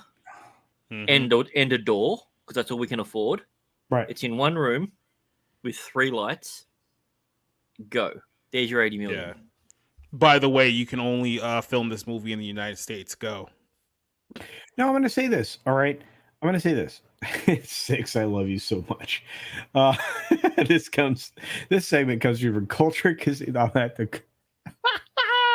comes in courtesy of moving the goalposts. I don't move the goalposts. All I'm saying is you have to use the 2.8 calculator now. Ask Tom. I'm being nice. But no, honestly, that's the number that most of the time now comes in line with advertisements. Tom, 2.8 or 3? Usually when it comes to a big tentpole film, you have to go 3 just because they put a lot into the... And that's why I'm saying 2.8. Anyway, all right, so that and there's other deals involved, and usually backdoor deals and all that. Well, and you also have parallel advertisement stuff going on with the people that you're also producing. This is what 6 Men about moving the goalpost. Now I get it. Yep. Anyway, back to the beginning of this. I think we should have a draft for films, right? You only get $40 million to make your film, right? We should be able to do this. This should be like rotisserie, right? We should be able to like draft films. You know what? I think I can make Terminator for $60 million. Oh, see, no, I don't like that because you're going to get someone. I can name that tune in 5 notes. Yeah, yeah. Blumhouse comes along. You know what? I can make it for $300,000. I mean, the original Terminator was made for like $6 million. So keep that in perspective. Yeah, it was not very expensive. But you understand my point, right? Yeah, it's just exactly. And I understand where you're coming from, culture, and under certain circumstances, yeah. Most studios need to understand we have X amount in the budget. Yeah. And this is how much you have to work with, end of discussion. But when it comes to these superhero tentpole films, you have a problem, and that is what we've learned is that you can't make them for less than X amount. Yeah. And we have a couple of examples, like with Deadpool, how they boasted, we made this movie for whatever it was, $60 to $80 million. Right. Well, then they turn around and they got sued by their animators because they didn't get paid and all that kind of business. So you have that kind of stuff. And then, you also have back end deals and other things like I was talking about where they may not necessarily reflect on the actual budget up front, but they do reflect on the actual profit on the other end. And that's why they don't like to do those kind of deals anymore. And that's a problem. Like you're going to get movies like Reservoir Dogs and Saw or anything that you're able to take a very small budget and turn it into something, but they're never going to be able to do that. As soon as you add any sort of CGI in there, the money is ridiculous for it. Well, especially because they also the studios also own the houses. So they want to get all their money. So it's such a weird. It's almost like this weird. Pretty much screwing the middleman. Yeah. But I like. Okay, so but don't you think Hollywood would be better off if all of the creators, everybody who put things together, thank you, Ed Wood. Here's the poster. Go make the movie. Yeah, I really do think that Hollywood made Brett and Brenda on $7. They went to the creators and the studio said, I can make your film for $60 million. And if the creator had a financial interest in it from the word go, right? Like, your project was balls, right? It was going to be awesome. And the studio said, well, you're going to get cut in on X amount of the profits. And they came to you and they said, I can make your film for $60 million. You're going to get more of the profit or you're going to get more money than if they made it for $200 million, right? So I think there's got to be a way to incentivize for creators their material that they put together. They do it with actors, like Jim Carrey did that. He didn't get paid a cent for Yes Men, but he got a huge cut of the box office, which means he ended up getting paid like $70 million for that film. Well, yeah. I mean, Tom Cruise is the best first dollar guy in the history of man. I mean, that guy's contract. You would know, Grant. This guy gets paid like fucking crazy. But he'll take like a small front, and then his back end is just nuts. But those contracts are like not really available to a lot of other people. Wasn't it like pretty much him and Robert Downey Jr. were like the last two that got big deals like that?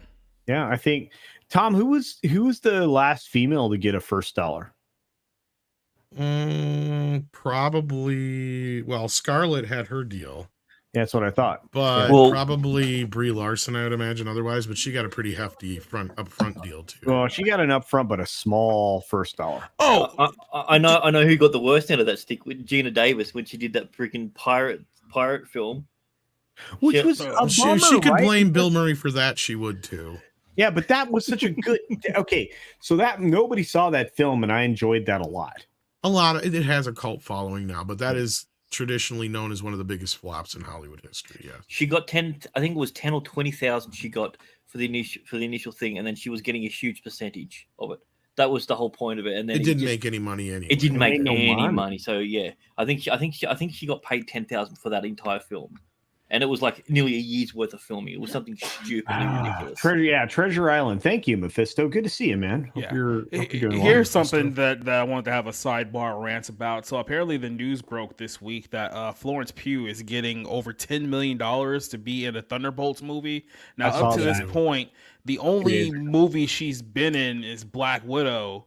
And she was good in that one. She was on it. Don't blow me, darling, or whatever that film was. Well, in all fairness, she's getting paid $2 million for every accent she does in the film. So she changes it. She changed it 5 times in that film. So it makes sense. So.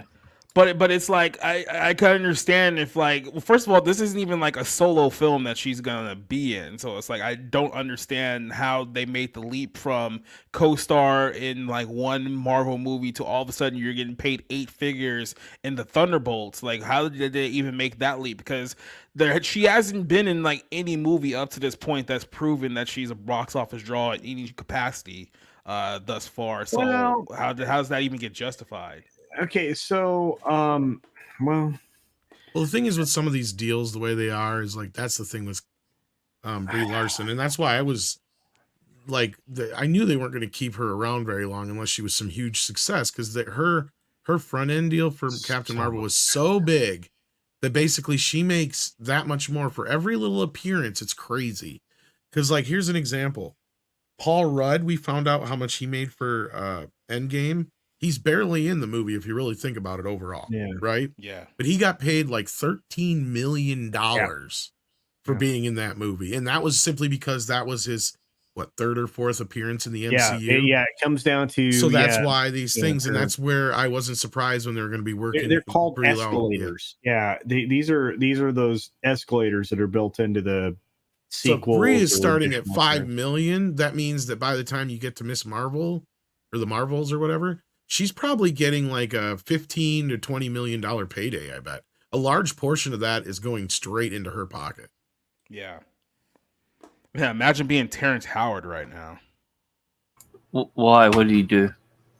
Remember the whole fiasco with the first Iron Man movie? A lot of people forget this. Like, Terrence Howard was actually paid more money than Robert Downey Jr. was for the first Iron Man movie, because at the time he was considered a bigger star than Robert Downey Jr., who they were really taking the chance on. He was fresh off the Oscar too, and the studio didn't want Robert Downey Jr. But yeah, I mean, have you seen Hustle and Flow? He was worth every penny of it.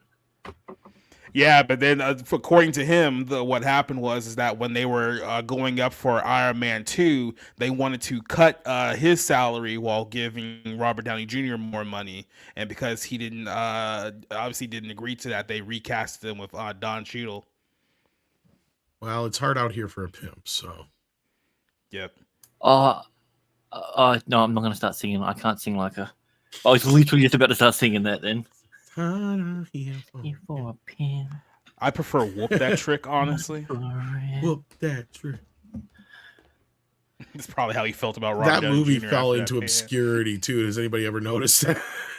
Yeah, it was hot for like a minute, and then like right after Oscar season, it's like everyone just kind of forgot about it. Yeah, like I mean, I used to be like, dude, I'm not racist. I own that on DVD. Like, how can I be?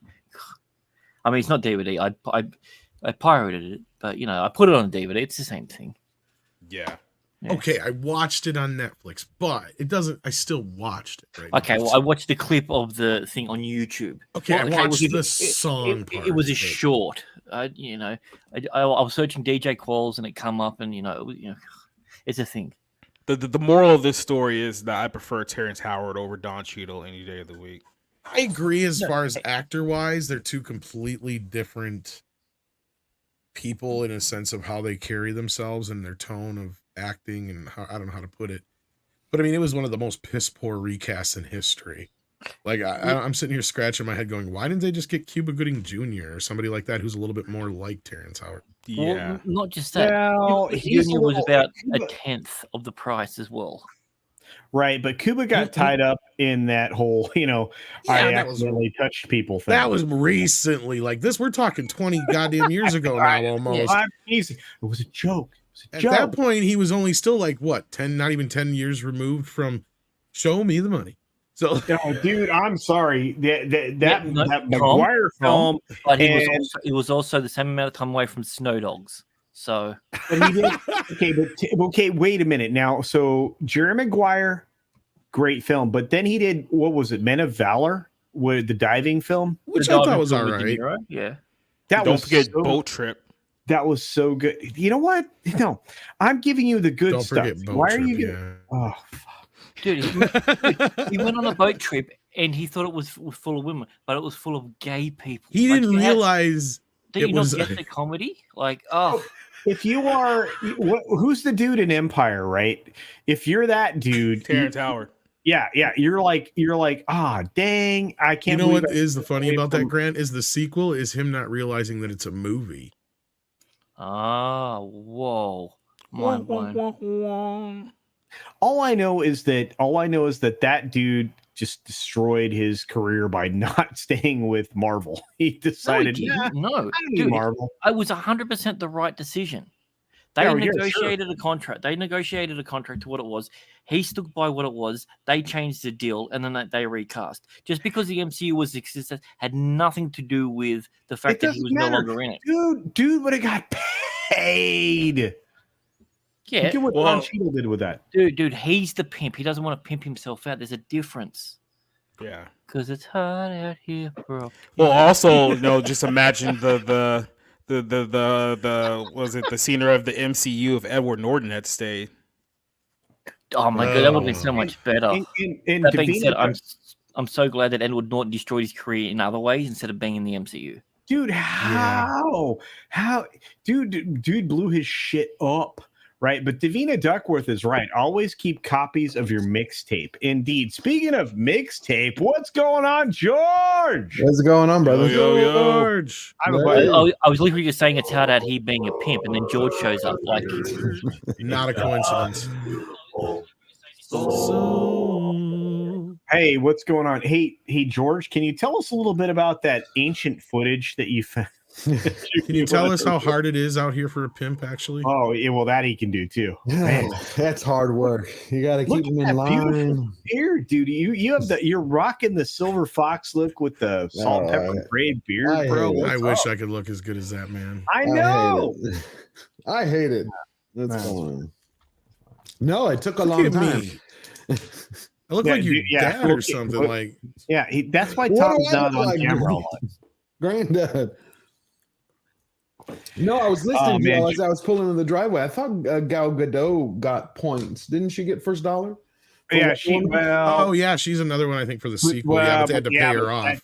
That deal got fettered off. Oh, what do you call it? What do you call it when you shave a deal? don't know. Anyway, it got shaved. He got shaved. Her appearance in 1984 was part of that shaved the shaved version of her deal. Gotcha. Because of the isn't- performance of the previous film. How do they Not do her that? Wonder If- Woman film, but the previous film. But how do you do that? If I thought the first one made over $1 billion, it was a success. It was Number one. all they have to do is renegotiate, right? And I think they renegotiated a different way. It wasn't What the hell is the point of their contracts? Every time we talk, y'all are telling me that they just keep screwing these contracts. I'm like, well, they do. It's Disney, so well, no, pretty but much the way with contracts are in Hollywood is that they're in not favor worth of the studio usually. Almost right. always. Right, but you're telling me a star of that caliber can't say like, you either she- pay up or I go public? Okay, so what was the Batman v Superman thing? Right. Kind of forked up what she would have got for 84. Gotcha.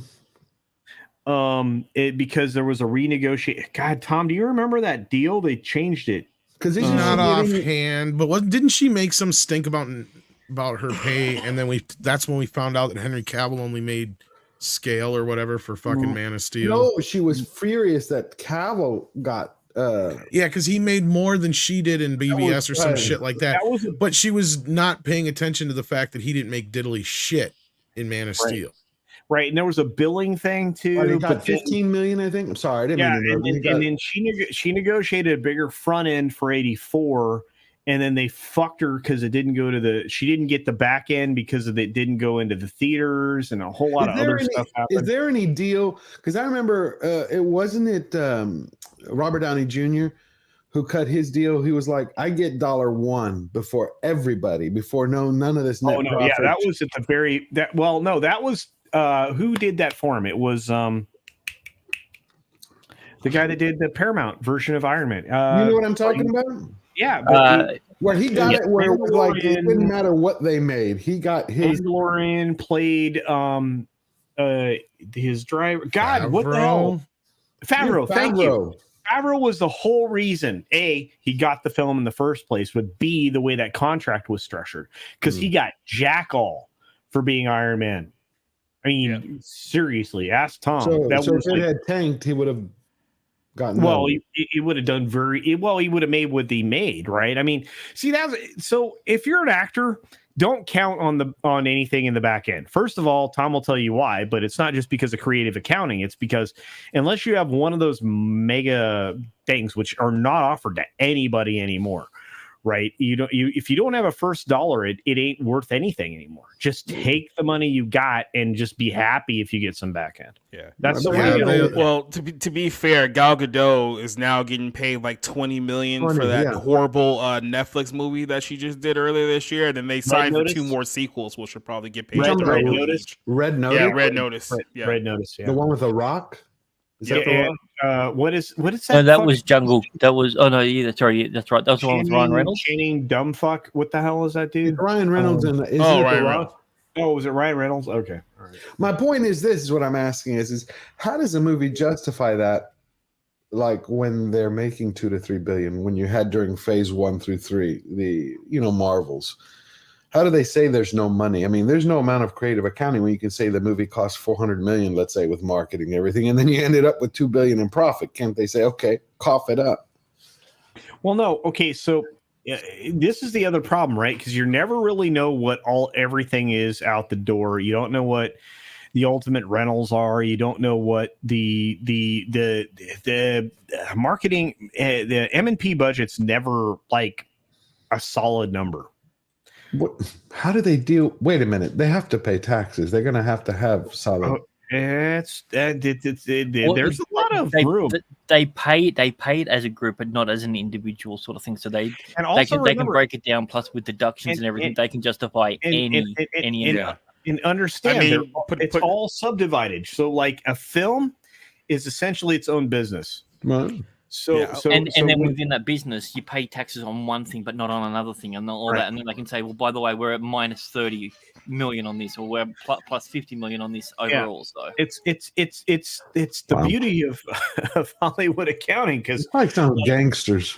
Well, no, it's like, okay, so the Crow LLC. So I'm just pulling that out as thin, right? So the Crow LLC cost X amount of money to make, but they paid for that film. They paid exactly that for the film, and maybe lost money on that part of making the film. Then you have the distribution costs, you have marketing and promotion costs, you have ancillary, other bologna sausage costs, you have financing costs, you have all these other things that pop in. And again, because of creative accounting, You know, it's a fun thing. Yeah, I'll send you all of the weird shit that's happening. Yeah, I would love to. Yeah. So there's no one left now who cuts those deals with time besides Cruise and Robert Downey, right? I don't know, Tom. Who's left on that list? Is not many.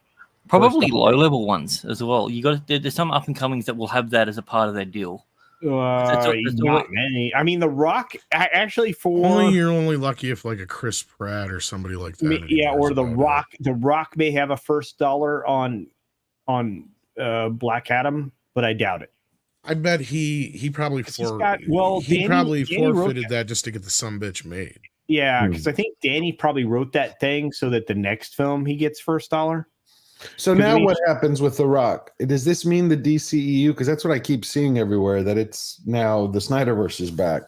Never left. No, but I mean, like, they're going to continue his original plan. The cast? No. It's not the original plan. The cast from some of the Snyder. Yeah, Tom's like... So Batfleck is back? Tom, break it down, because I can't do it. I'm fucking tired. Have you seen 1917, George? Yeah. You've seen the new Flash. What? The guy who was the lead in that is the new Flash? Wow. He's the front runner. He's one of the front runners, yes. They're looking at a few people. This is the thing. They've been looking at some, like, David Zaslav said it's going to be a reset. People keep assuming that the Snyderverse went away. It never really did. They're still in the same timeline. Yeah. The other problem is that some people still misinterpret how they view the Snyder Cut or the Snyder trilogy, as it will become to be known in the future. And I say that because it will be kind of delegated into this Elseworlds place. Okay. And when we have this reset, and that's what Zaslav was talking about, he's going to completely reset everything, meaning he will use most of the same casts, but new talent behind the scenes and completely different tones, or at least more proper tones for characters going forward.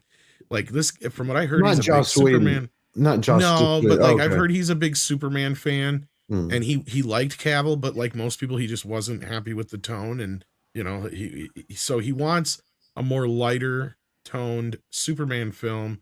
He wants the one at the end. He wants the end. He wants the one that was at the end of the Snyder Cut, not the one in the. You know, I wouldn't even go that far. More like the Justice League, because here's the thing: you got to remember also. Well, here's the thing: regardless of how it played out, they still consider Justice League the canon. How? Because it's not. It's a piece of shit. It is, but it doesn't matter. It's still canon.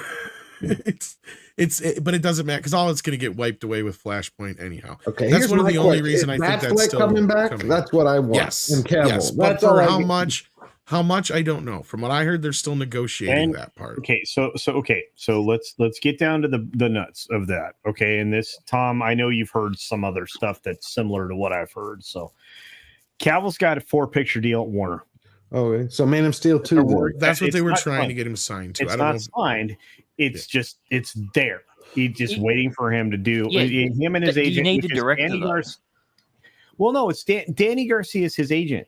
It's the same agent as The Rock. That's the okay. So why don't they get someone like Michael Mann in there then to direct? Well, that's kind of what I heard, is that Cavill is kind of reluctant because.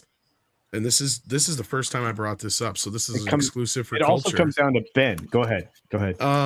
I heard he's waiting to hear the pitch. He wants a good Superman movie before he signs on to anything, from what I heard. And that's why they were courting, Warner was courting James Gunn hard fucking core. They wanted him to take over the DC universe. He said no. He wants to do his pocket stuff. And now they were trying to get him to do this Superman project. And he pitched them a separate secret DC project. So I wonder if he's doing it's a 1-for-1. It's a 1-for-1 quo type thing. But I don't think he'll direct Superman. So I wouldn't jump to that. Yeah, I hope not. Because I think he'll just produce do something wacky. We don't want wacky. It'll probably be. They need to get somebody who can take Superman. Even who I'd get? Jon Favreau. Or Joe Johnston, or somebody like that who understands these kind of characters. Disney doesn't own Favreau exclusive anymore. Exactly. That ended last year. So, Well, why not go to Ridley? So that's a no on a Michael Mann Superman. Just out of Are curiosity. you talking Ridley Scott? Yeah, he talked a long time ago. He always wanted to He shoot. can't do it.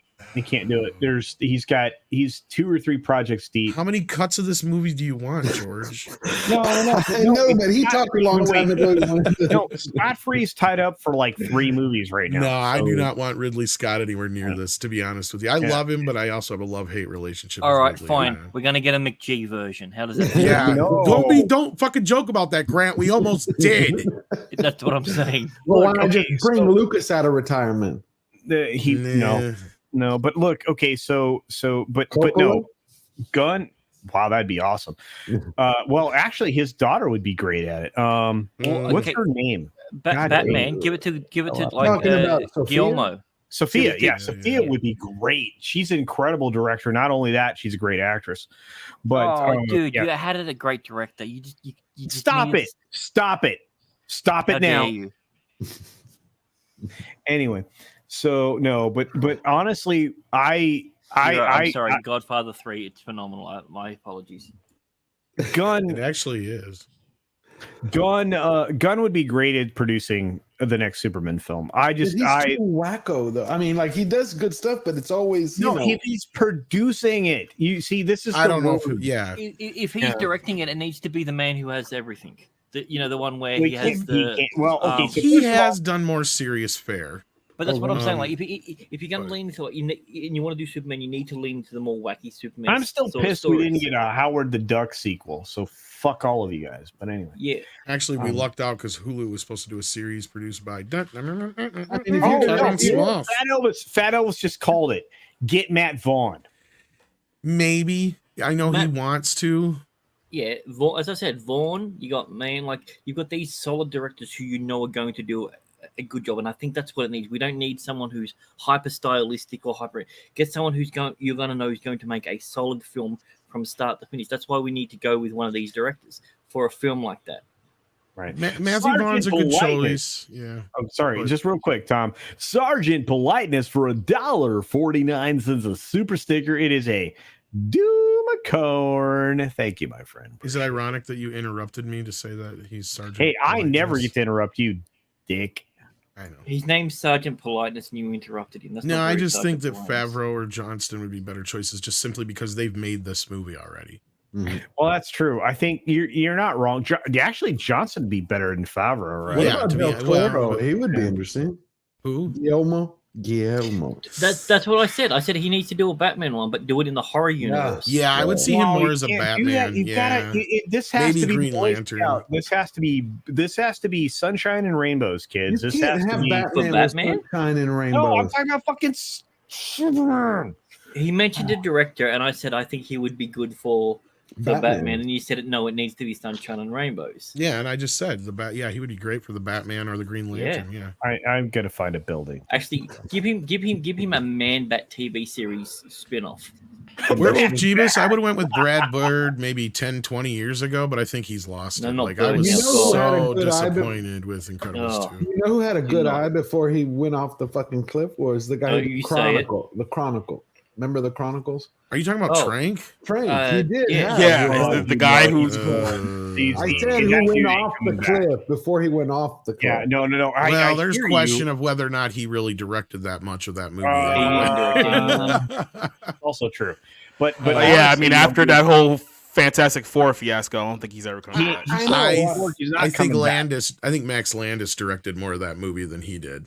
Hey, I didn't know that. It was So also what happened? more intimate with more of the staff as well. Aldous Hodge, who's in the latest Black Adam film, he was directed, produced by a legend in Devlin, right? How come Devlin's not doing more stuff? He's in TV right Dean now. Devlin, or who are you talking about? Yeah, Devlin. Why is he Why? not? I'll give you a couple good reasons why. Oh, 'cause Independence he's Day killing 2, TV. He's been killing TV forever.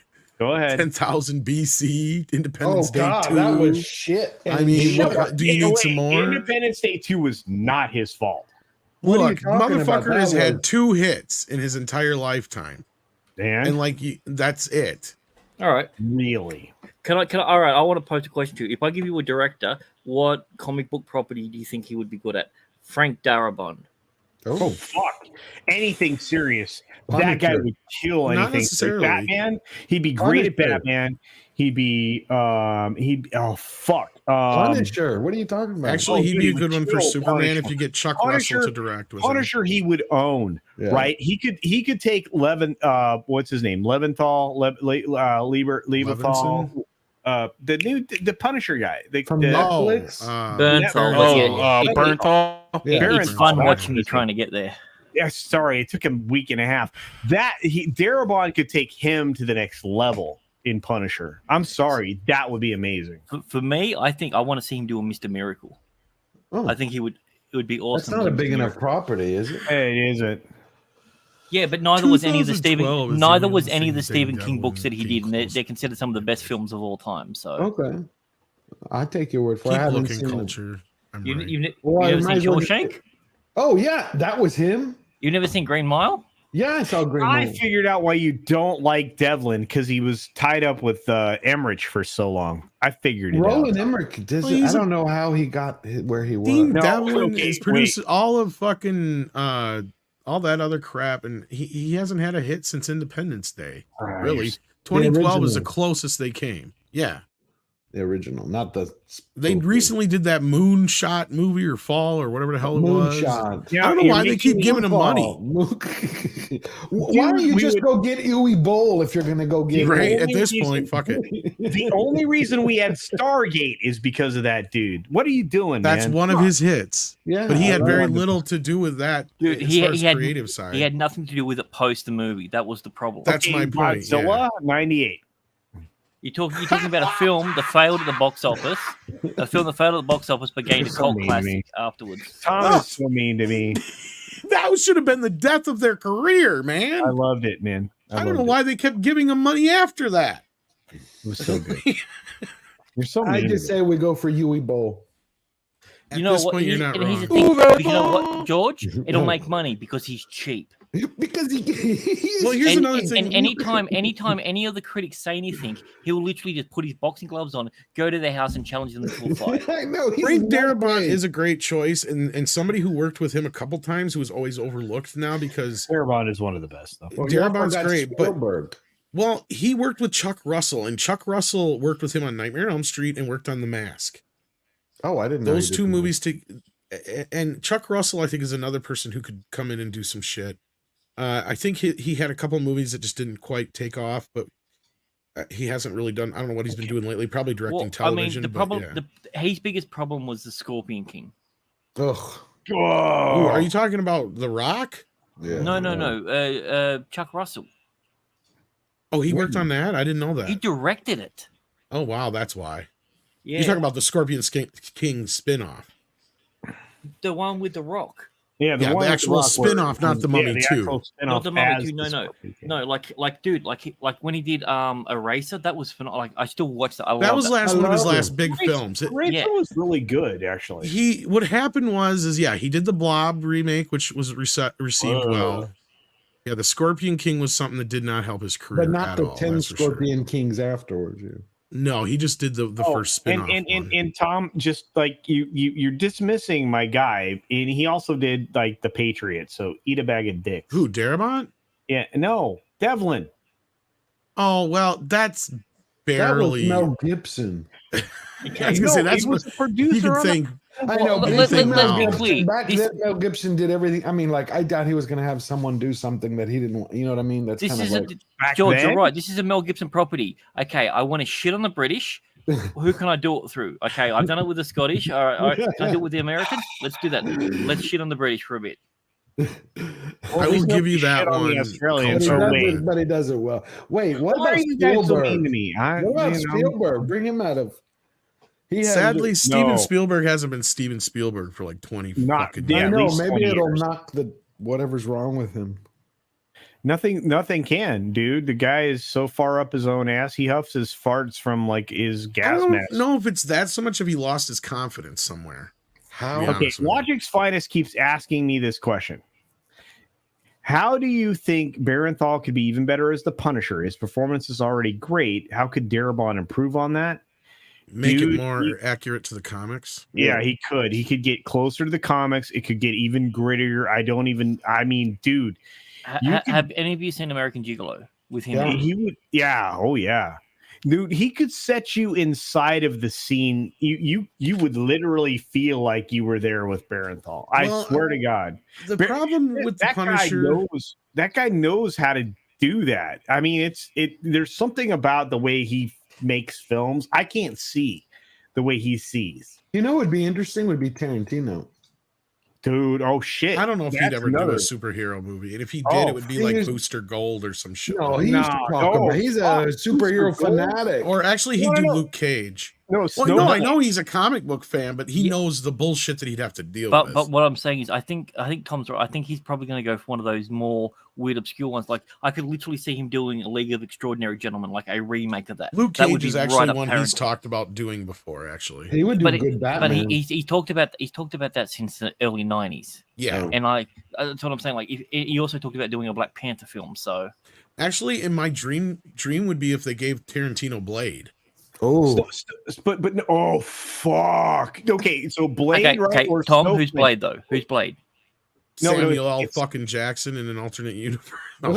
No, it's fucking. You know who it is. Fine. Probably Jamie Foxx, to be honest with you. Why not Wesley Snipes back? You know what? Okay, all right. I will give you Jamie Foxx, right? But why you not have to Wesley have Snipes? fucking Wesley Snipes somewhere. Yeah. He looks so good. What are you talking about? Wesley Snipes versus the shit. What's your tax thing over there? IRS. Yeah. I was gonna say IRA, but I'm like that doesn't sound right in my head. Oh shit! Timon sent me a super. Sorry, bro. Yeah, I'm sorry. I'm sorry. I got it. Yeah, you guys understand when I get excited about talking films, I'm a little nut bar. So no Clint Eastwood superhero film. You know, Clint Eastwood is a great director. He's one of the best. He would have been able to make a decent Superman movie maybe 30 years ago. Whoa! He has the, so give him. Wait! Whoa! You Marvel hires him. He would never work for Marvel. He does Gambit. He would never work for Marvel. He would no. But you understand.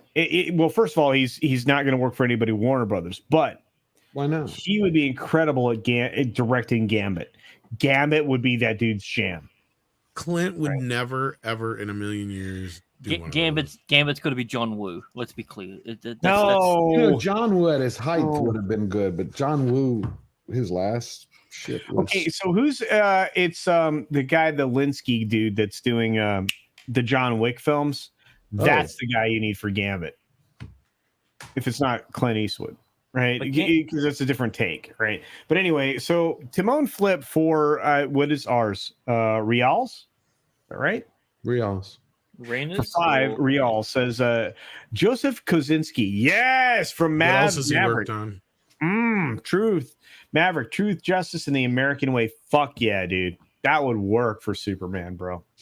100. What else has he worked on? It's for A Better Tomorrow. Haven't you read the new version? Oh my god. Eat my fucking sack. We don't ascribe to that. A non-gay He gay directed Australian Tron wrote that. Legacy. Hey, did you know there's a Tron 3 coming out?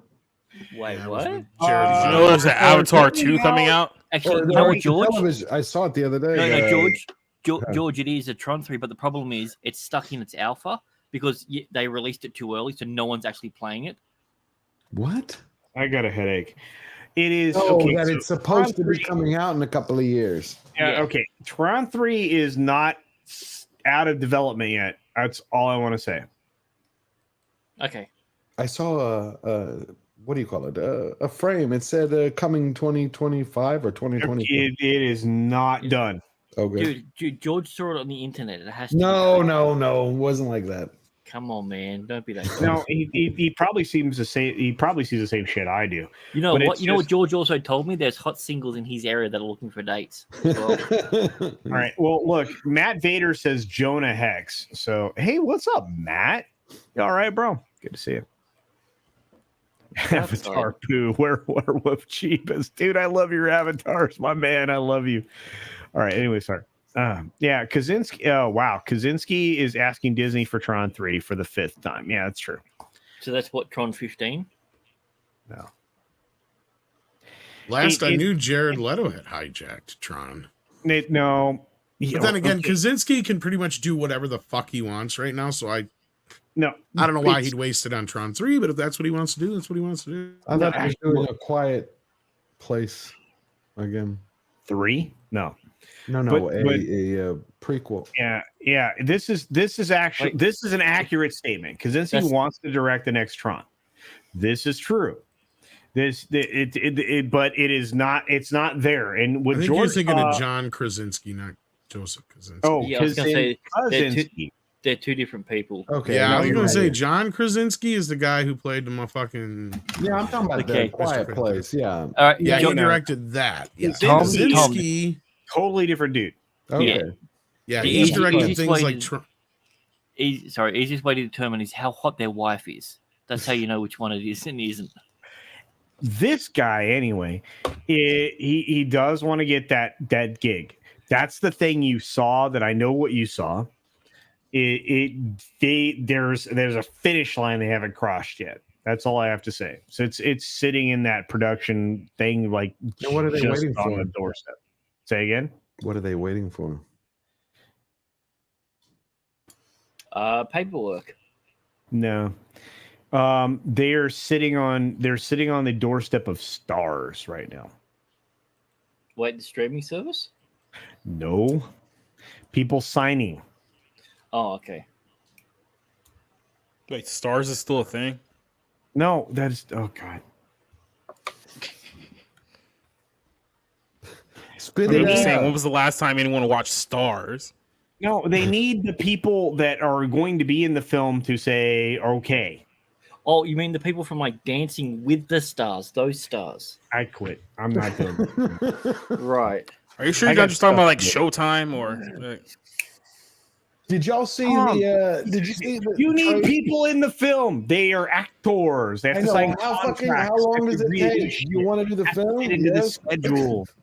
Not all actors are stars, Culture. Come on, in our defense.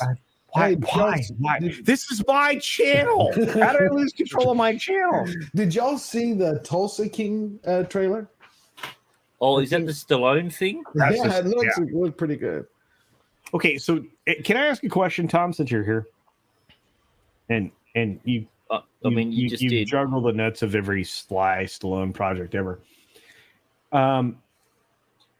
Do you think he's going to get control of Rocky back? No.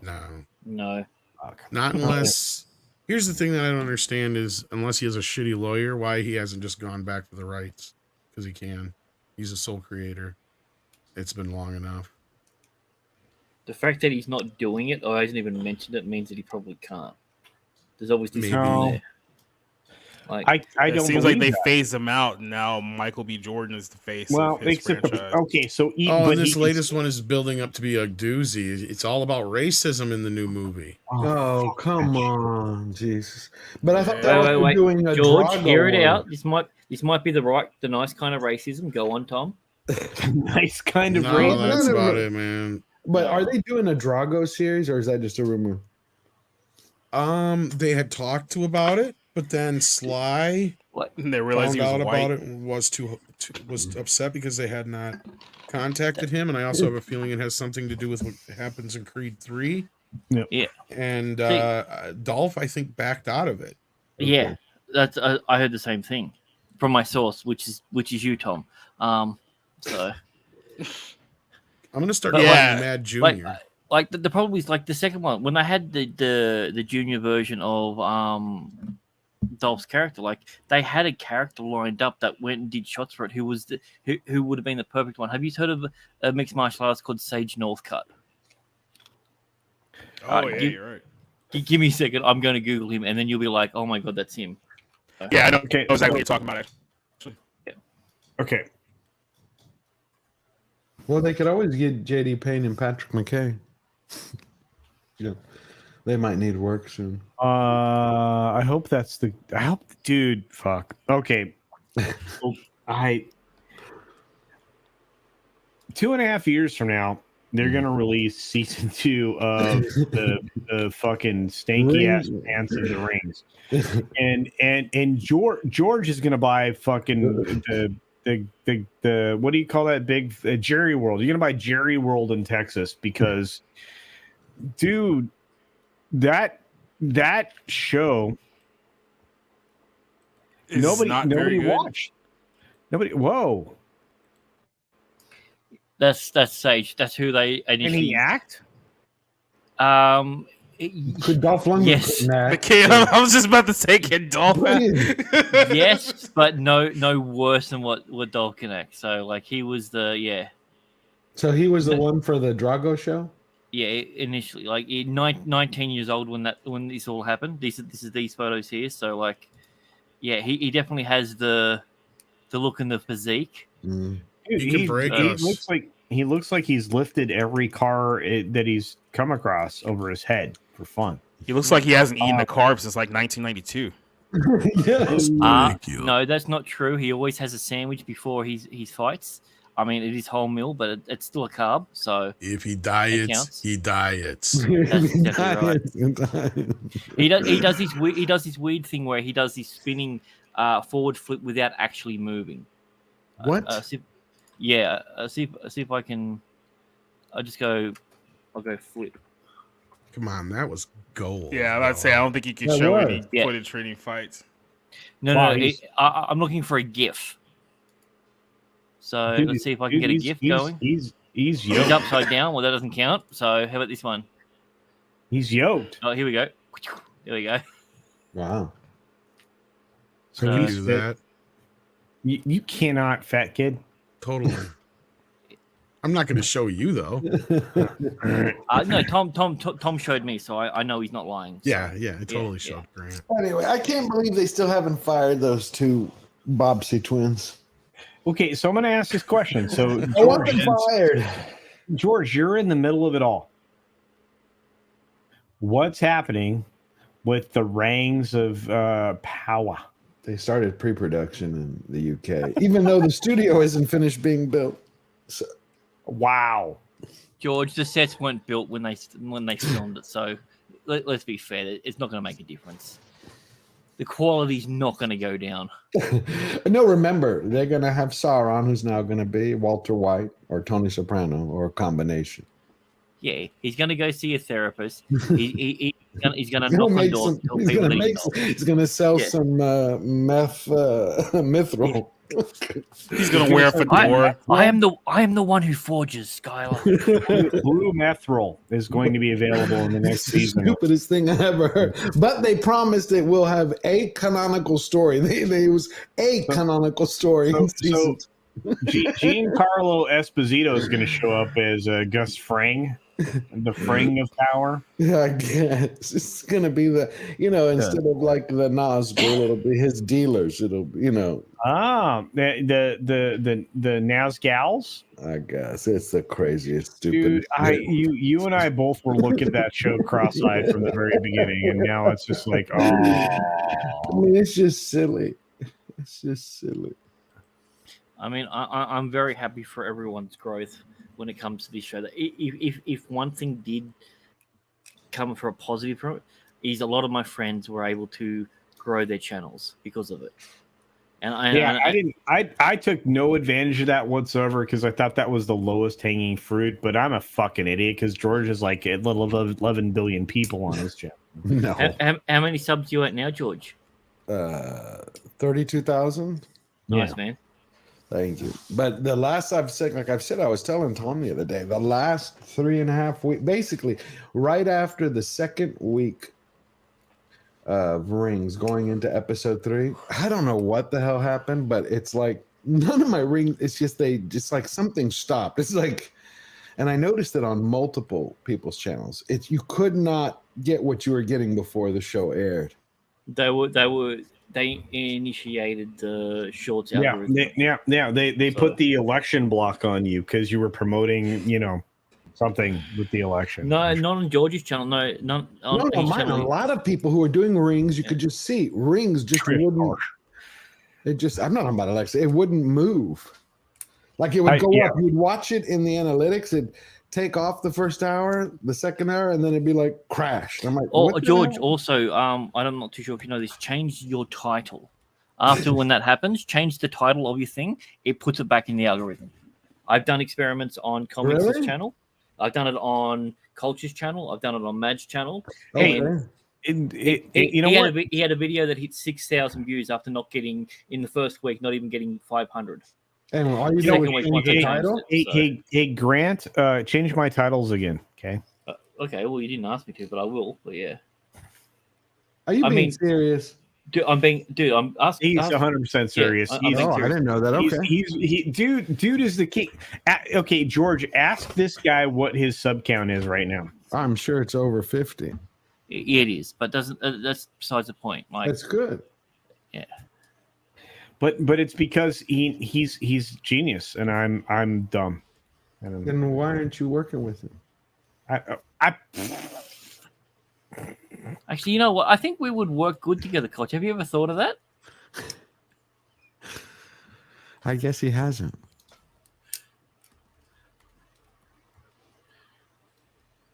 Are you doing Sauron? Is that a Sauron thing? Yeah, well, sure. See you, Tom. Tom's not leaving. We're ending, and I blame this man. George. George, are you coming to Orlando? Or am I by myself again? Why are you blaming George? Not sure. Okay, so that's a no.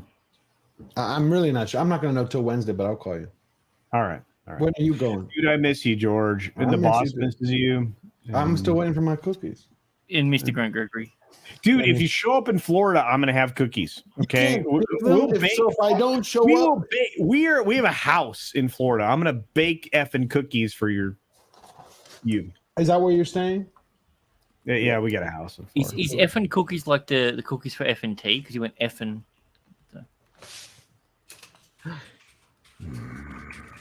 I'm mad.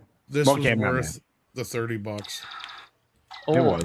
Well, man, I can't believe it makes the sounds, Tom. Set your phases set to hot. Wow, we're getting late. Tom, are you gonna radio it up or are you going to bed? I got hooked on Dead by Dawn. Do you have a gaming stream? Does Mead have a gaming channel I'm not aware of? Yeah. Don't know how to get that to hook up without giving Sony complete access to the channel, so I'm not doing that. Why? Are you playing it on PlayStation? Why? On PS5, yeah. You don't need to give them complete control. Why isn't Matt Vader coming to Florida? You know what? If you guys come to Florida, the Legion of Memers, what's up, brothers? Says, wow. You guys are on late tonight. No Green Rocks had his power go out. Thank goodness he still has a cell phone coverage. Hail to the panel, and yeah, brother, good to see you. Man. Have there been memes? Give me a second. We might be able to do a meme section. Check out the memes. See if there's memes. If there are memes, we will continue, and then we're going to bed. I have no idea what they would put them. Yeah, Big Daddy MRI, thanks for being here. Appreciate you. He's awesome. Sanding Monkey says, I really wish I had this. I don't have this. I can't play this clip. I don't even think I really said it. I think somebody clipped me together saying things like that. Oh my God, the cock? No, you said it like 12 times. I don't think that's true. 13 or 14. I have not seen Blake 7 yet. I will. You guys, why not? There are 24 hours in every day. Dude, it's a 22-minute episode. Oh my God. It's only really Blake 7's only 22 minutes. I got that covered then. I can do that.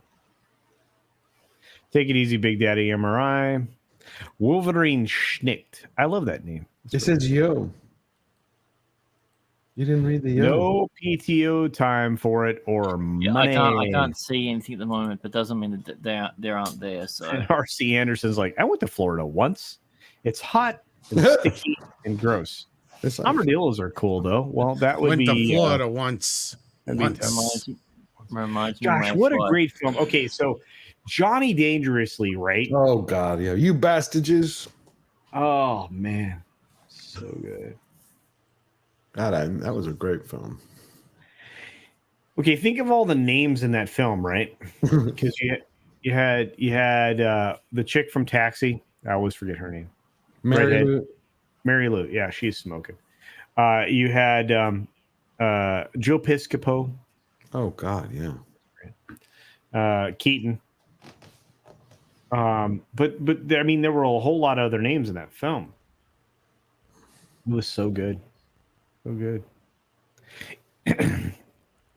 E-Clay asked me, wow, I tried to click on that and it said, nah. E-Clay asked me, have you seen Benny Loves Me yet? Nah, but I will. Because, Mad said I should see it. So I'm waiting for like the 3-year anniversary of him asking me to see it before I see it. So.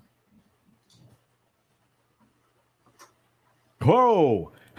No memes. No Green Rocks, just in a bottle of Jameson with his brothers. There are 2 spin-offs. There is many Benny Loves You and Benny Loves Us, which is coming out next year. So if you want to commit to the first one, you're going to have to commit to the other 2. Wolverine Schnick said, I moved away from Orlando. So glad I did. All right. You fat gone ice. You fodderging ice holes. Yeah, you fodderging ice holes. That's so good. Hey, your Muslim uncle. Thanks for being here, brother. Oh, wait. Clobby's here? I didn't even see Clobby roll in the door. What's up, Clobby? Love you, brother. Well, when are you going to Florida? You didn't say. Oh, I'll be there. Okay, so Tuesday night is arrival time, but it's in the ass-licking corner of the nighttime. So it's going to be really late. But from Wednesday through Halloween. There's a time of the night to lick ass? I didn't know that. I don't know. But on Halloween, I don't know. On Halloween, I'm coming home. I'm coming home. On Halloween?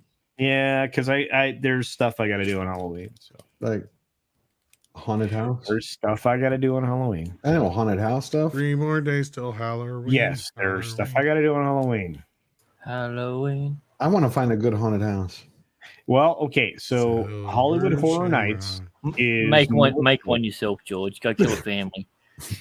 Hollywood Horror Nights at Universal Orlando is a wonderful bunch of great haunted houses. But you know what? If you don't want to be quite so scared, SeaWorld. Scared of a haunted house. Well, some people, well, dude, George, I would, well, okay. You've been through far worse than most human beings. I might not be able to terrify you, but I would make it. I could be entertained. I could definitely. I'm gonna be real with you. I completely forgot that there was a SeaWorld in Orlando.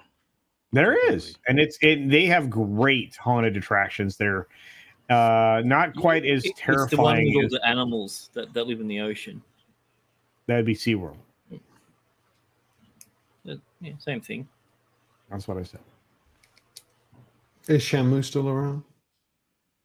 Oh, dude, too soon. Come on, man. All right. On that note, does anybody have anything positive to promote? Because I'm getting tired. Safe sex. Okay, good. Yeah, glove those up. I feel that. Monday we're gonna be. Don't want to get sick. Monday I'm gonna be talking about Black Adam in detail. And then Tuesday, I think we got episode 21 or 22 of the Barroom podcast. I lose count at this point. Yeah. And then Wednesday, we'll be talking about the second greatest Nicktoon of all time, Doug. And not the Disney Doug, because we don't claim that one. We talk about Nickelodeon Doug. So if I'm on a plane on Tuesday, can I join the Barroom podcast? If you can get reception up there. Oh, yeah, I'll be good. Yep, no problem. Just make sure you have your voice chat on, and if someone types in a certain phrase that is known to trigger people on planes, that it doesn't say it. Just I'm in first class. So what was he gonna say? Allahu Akbar?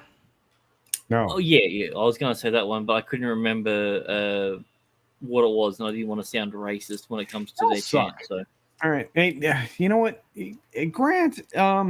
I pay you for something. You got anything to promote? Yes, I do. I have tomorrow.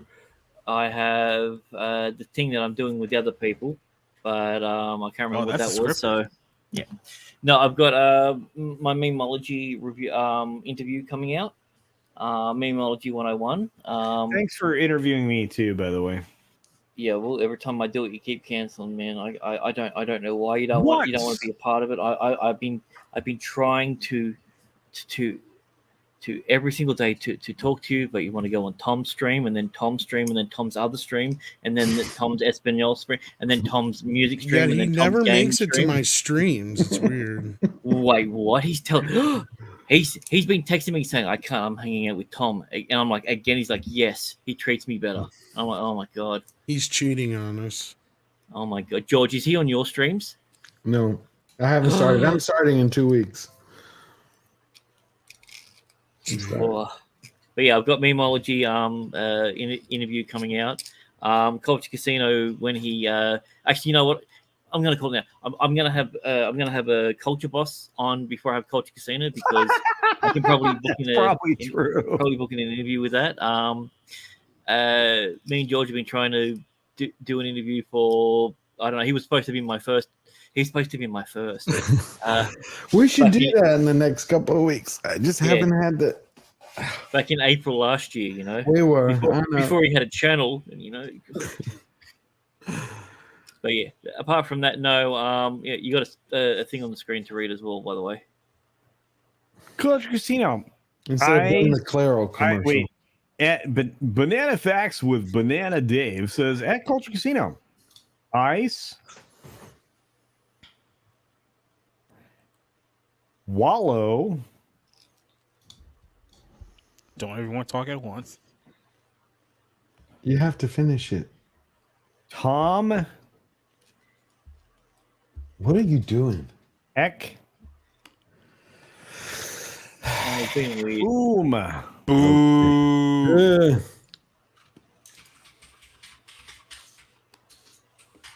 He's going back to doing the Claro commercial. Do Oh the my hair. god! Oh my god!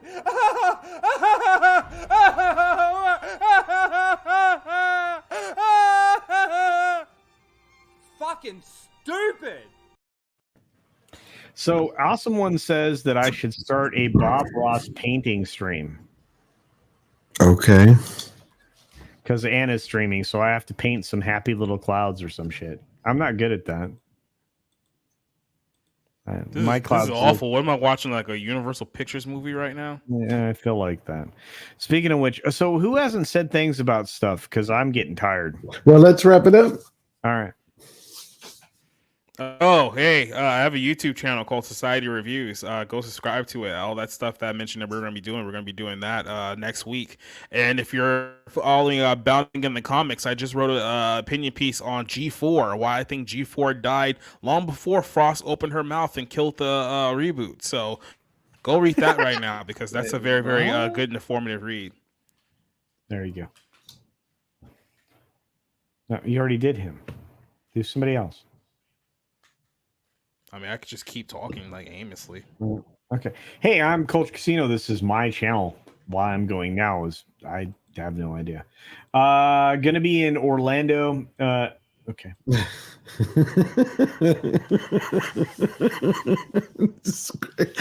Hi, it's George the Giant Slayer, and you can find me on YouTube, Twitter, and Instagram, and on Mondays at Based Af Monday with Adam Krigler.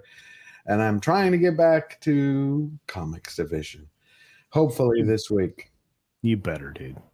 I am. And check out my movie.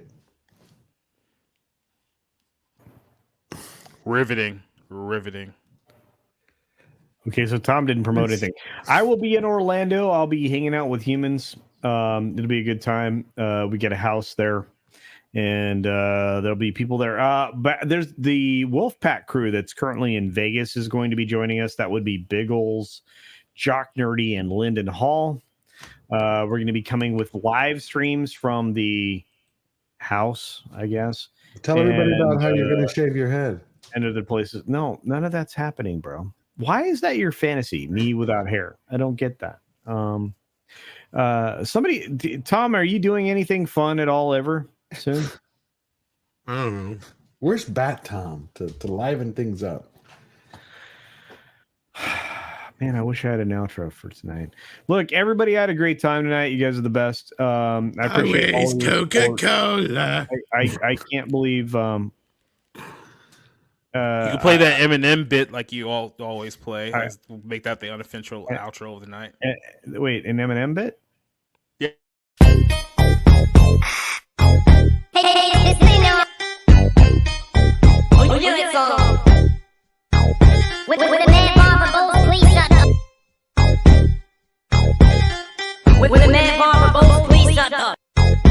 Fuck it, no one listen. You all act like you never seen a man barber, boy. Balls all on the floor like Eddie Culture playing with toes. Kids changing his outfit worse than before. Hip, no, we can't do blackface anymore. The return to barber, wait, is he not here? Let me guess, he had to work yet again? Didn't he? An imperious say, nothing, you idiots. He's not a mad barber boy yet. The women all love Mad Mart again. With all his misogyny, it makes him grin. Look at him, talking about his New Zealand Batman and his Quaker stew. You got the ass so cute too. Yeah, he got a couple of roasts still left to do, but no worse when he uses that kitty roast too. Sometimes I want to get on YouTube to let loose, but I can't. But it's called Cold Slump to act the fool. Culture's got the shit. Culture's got the shit. Consummators are bro.